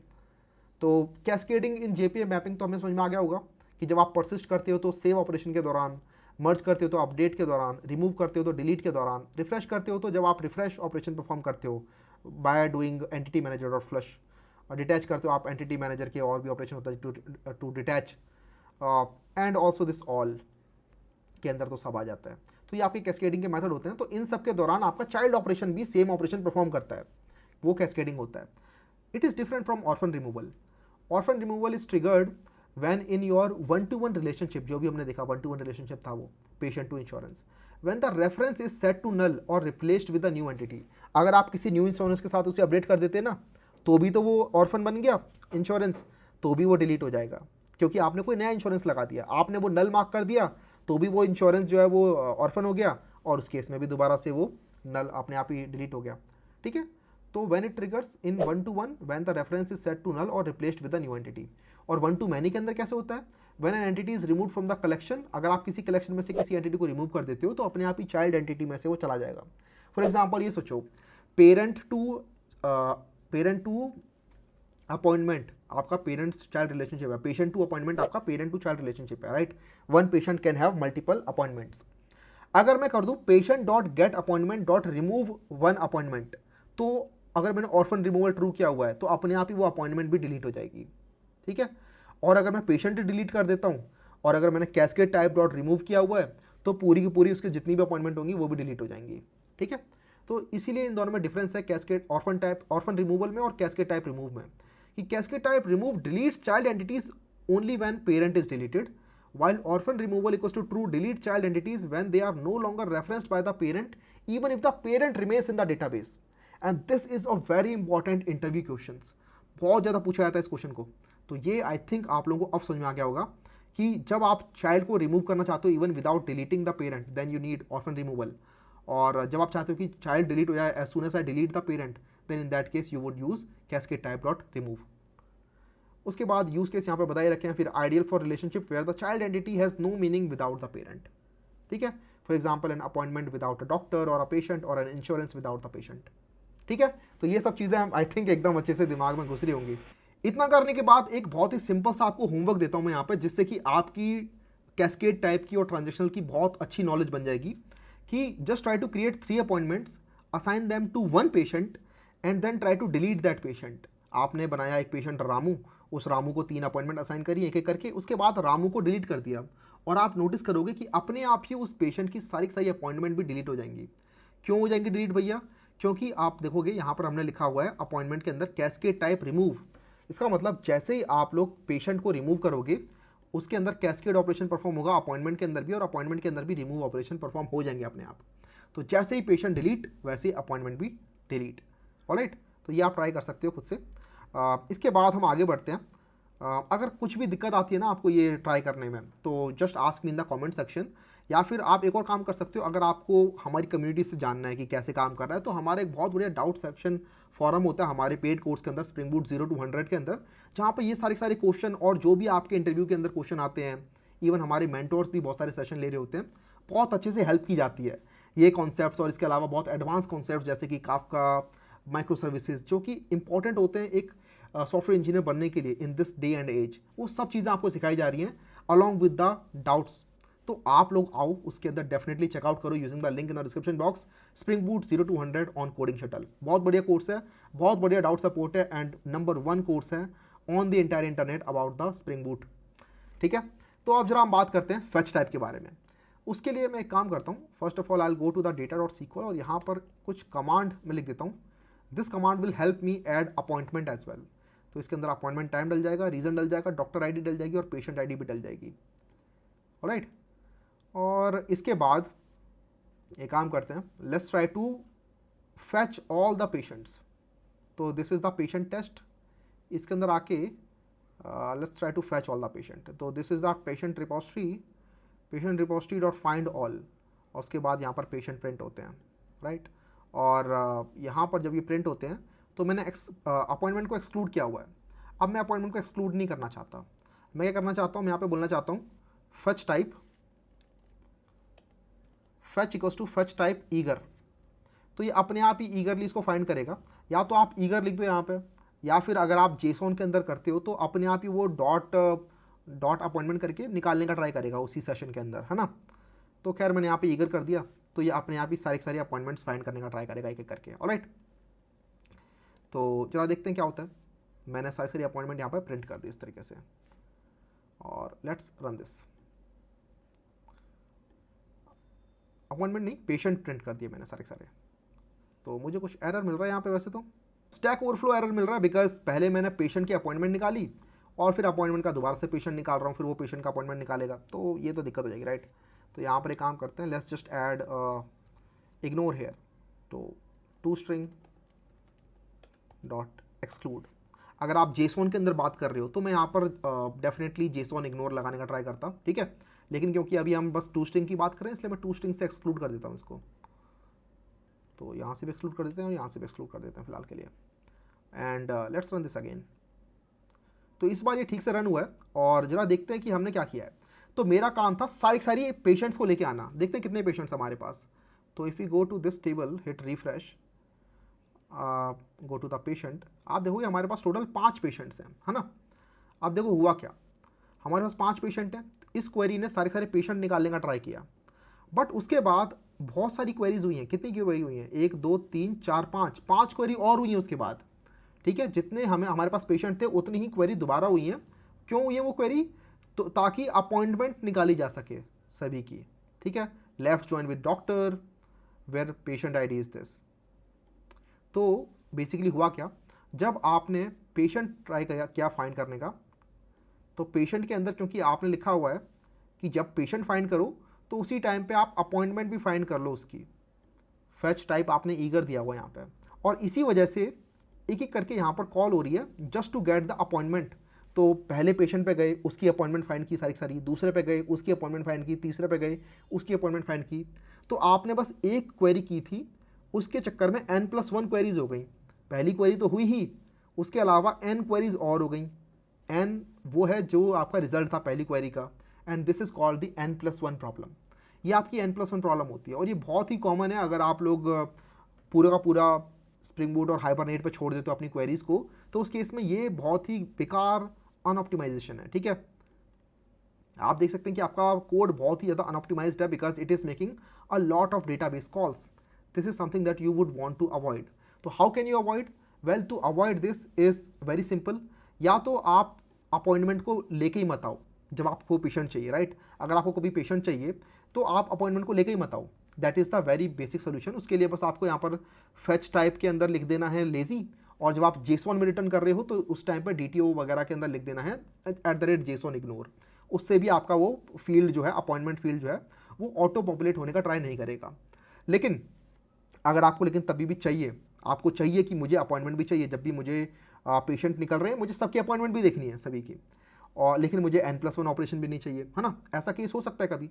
तो उस केस में क्या कर सकते हो, आप बोल सकते हो भाई ठीक है, उस केस में you do not call the patients like this, you do not do find all query, नहीं, उस केस में आप एक कस्टम क्वेरी बनाओगे जिसके अंदर आप कस्टम अपॉइंटमेंट के साथ एसोसिएशन करोगे और एक ही क्वेरी के अंदर सारा सारा रिजल्ट निकालने का ट्राई करोगे, ठीक है। तो उस केस में हम जाएंगे अपनी पेशेंट रिपोजिटरी के अंदर और यहाँ पर एक कस्टम क्वेरी बनाएंगे। Let me show you how it looks like. तो क्वेरी होगी हमारी list of patient, find all patient with appointment, और यहाँ पर हम अपनी क्वेरी लिखेंगे @query select P from patient P and then left join fetch P dot appointments। तो ये बेसिकली JPQL वाला तरीका है। अगर आप नेटिव क्वेरी लिखते हैं तो उसके अंदर आपका लेफ्ट ज्वाइन होता है, फिर आप फैच नहीं लिखते, आप बताते हैं on P.appointment equals to appointment.id, उस तरीके से आप बताते हैं। बट ये JPQL वाला तरीका है to do left join on fetch this. और इसके अंदर भी आपको क्या करना है, बेसिकली बताना है कि मुझे कौन सा फील्ड चाहिए। जब आप पेशेंट फैच कर रहे हो तो मुझे अपॉइंटमेंट वाला फील्ड भी चाहिए, ठीक है। पेशेंट के अंदर अपॉइंटमेंट्स करके है, तो सेम चीज़ आपने यहाँ बताया कि P.appointments भी आपको उस टाइम पर निकालना है जब आप पेशेंट निकाल रहे हो। और सिर्फ इतना से करने के बाद भी आप देखोगे कि आपको सारे पेशेंट अभी भी मिलेंगे और पेशेंट के साथ उनके अपॉइंटमेंट भी मिलेंगे और आपकी क्वेरीज भी इतनी सारी नहीं होंगी। ऑलराइट, तो let's run this and but उससे पहले मैंने इसे कॉल तो किया ही नहीं, तो कॉल कर लेते हैं इसको। तो अगेन हमें मिलेंगे बट ऐसे नहीं, ऐसे, राइट। तो हमें अगेन पेशेंट की लिस्ट मिलेगी और इस बार हमारी पेशेंट की लिस्ट के अंदर हमें अपॉइंटमेंट पहली ही क्वेरी के अंदर मिल जाएंगे। तो लेट्स सी, ये पहली क्वेरी है। उसके बाद अगेन लेकिन कुछ क्वेरी हो रही हैं। यहाँ हमारी क्वेरी तो एक ही हुई है, लेकिन उस क्वेरी के बाद आप अगर नोटिस करोगे तो डॉक्टर फाइंड करने की क्वेरीज भी हो गई हैं, राइट। तो हमने अपॉइंटमेंट तो फाइंड कर ली और इस बार हमें अपॉइंटमेंट अलग अलग करके फाइंड नहीं करनी पड़ी, लेकिन क्योंकि अपॉइंटमेंट के अंदर डॉक्टर्स भी हैं तो इसीलिए डॉक्टर फाइंड किया जा रहा है, राइट, एक एक करके। और क्योंकि 3 डॉक्टर्स फाइंड करने थे इसलिए तीनों के तीनों डॉक्टर्स की क्वेरी यहाँ पे लिखी गई है। अगर आप चाहते हो डॉक्टर्स भी इसी क्वेरी के अंदर आ जाएं तो अगेन आपको ज्वाइन लगाना पड़ेगा एक और आप वो ज्वाइन यहाँ लगा सकते हो। आप बोल सकते हो कि left join on P.appointments A, उसके बाद अगेन लेफ्ट ज्वाइन लगा दो, left join fetch A dot doctor. तो अपॉइंटमेंट के अंदर अपॉइंटमेंट का नाम A रख दिया आपने और हर एक अपॉइंटमेंट के अंदर एक डॉक्टर भी है तो वो भी फैच हो जाएगा आपसे।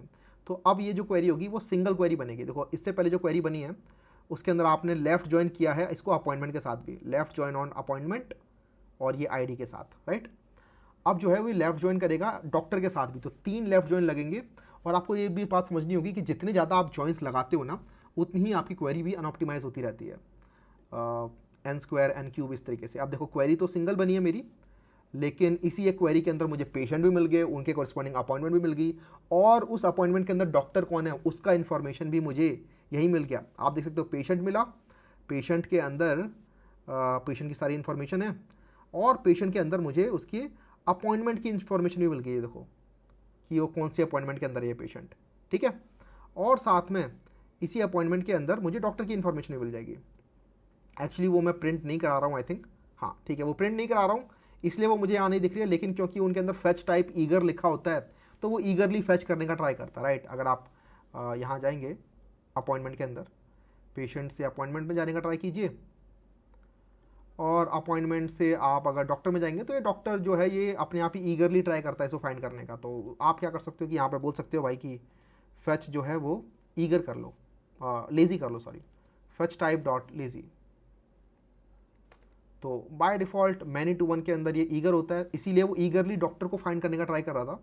आप बोल सकते हो कि लेजी कर लो, तो आप फिर जॉइन से भी बच सकते हो उस केस में, है ना, क्योंकि आप प्रिंट तो करा नहीं रहे हो उसको डॉक्टर को, तो खाम खां जॉइन लगाने का क्या फ़ायदा है। तो आप चाहो तो यहाँ से इसको हटा सकते हो। तो मैं बस ऐसा करता हूँ, इसको ना रिपीट कर देता हूँ यहाँ पे और इसको कमेंट कर देता हूँ ऊपर वाले को, so that this is there for you to see कि कैसे काम करता है ये सब। बहुत ही इंटरेस्टिंग चीज़ें होती हैं ये, और एक्चुअली में जब आप इंडस्ट्री ग्रेड कोड लिख रहे होते हो ना, तो ये सब चीज़ें चाहिए होती हैं, राइट। अब आप देखोगे कि हमारी क्वेरी भी छोटी हो गई है, लेकिन अब ये डॉक्टर भी फाइंड करने का ट्राई नहीं करेगा, राइट।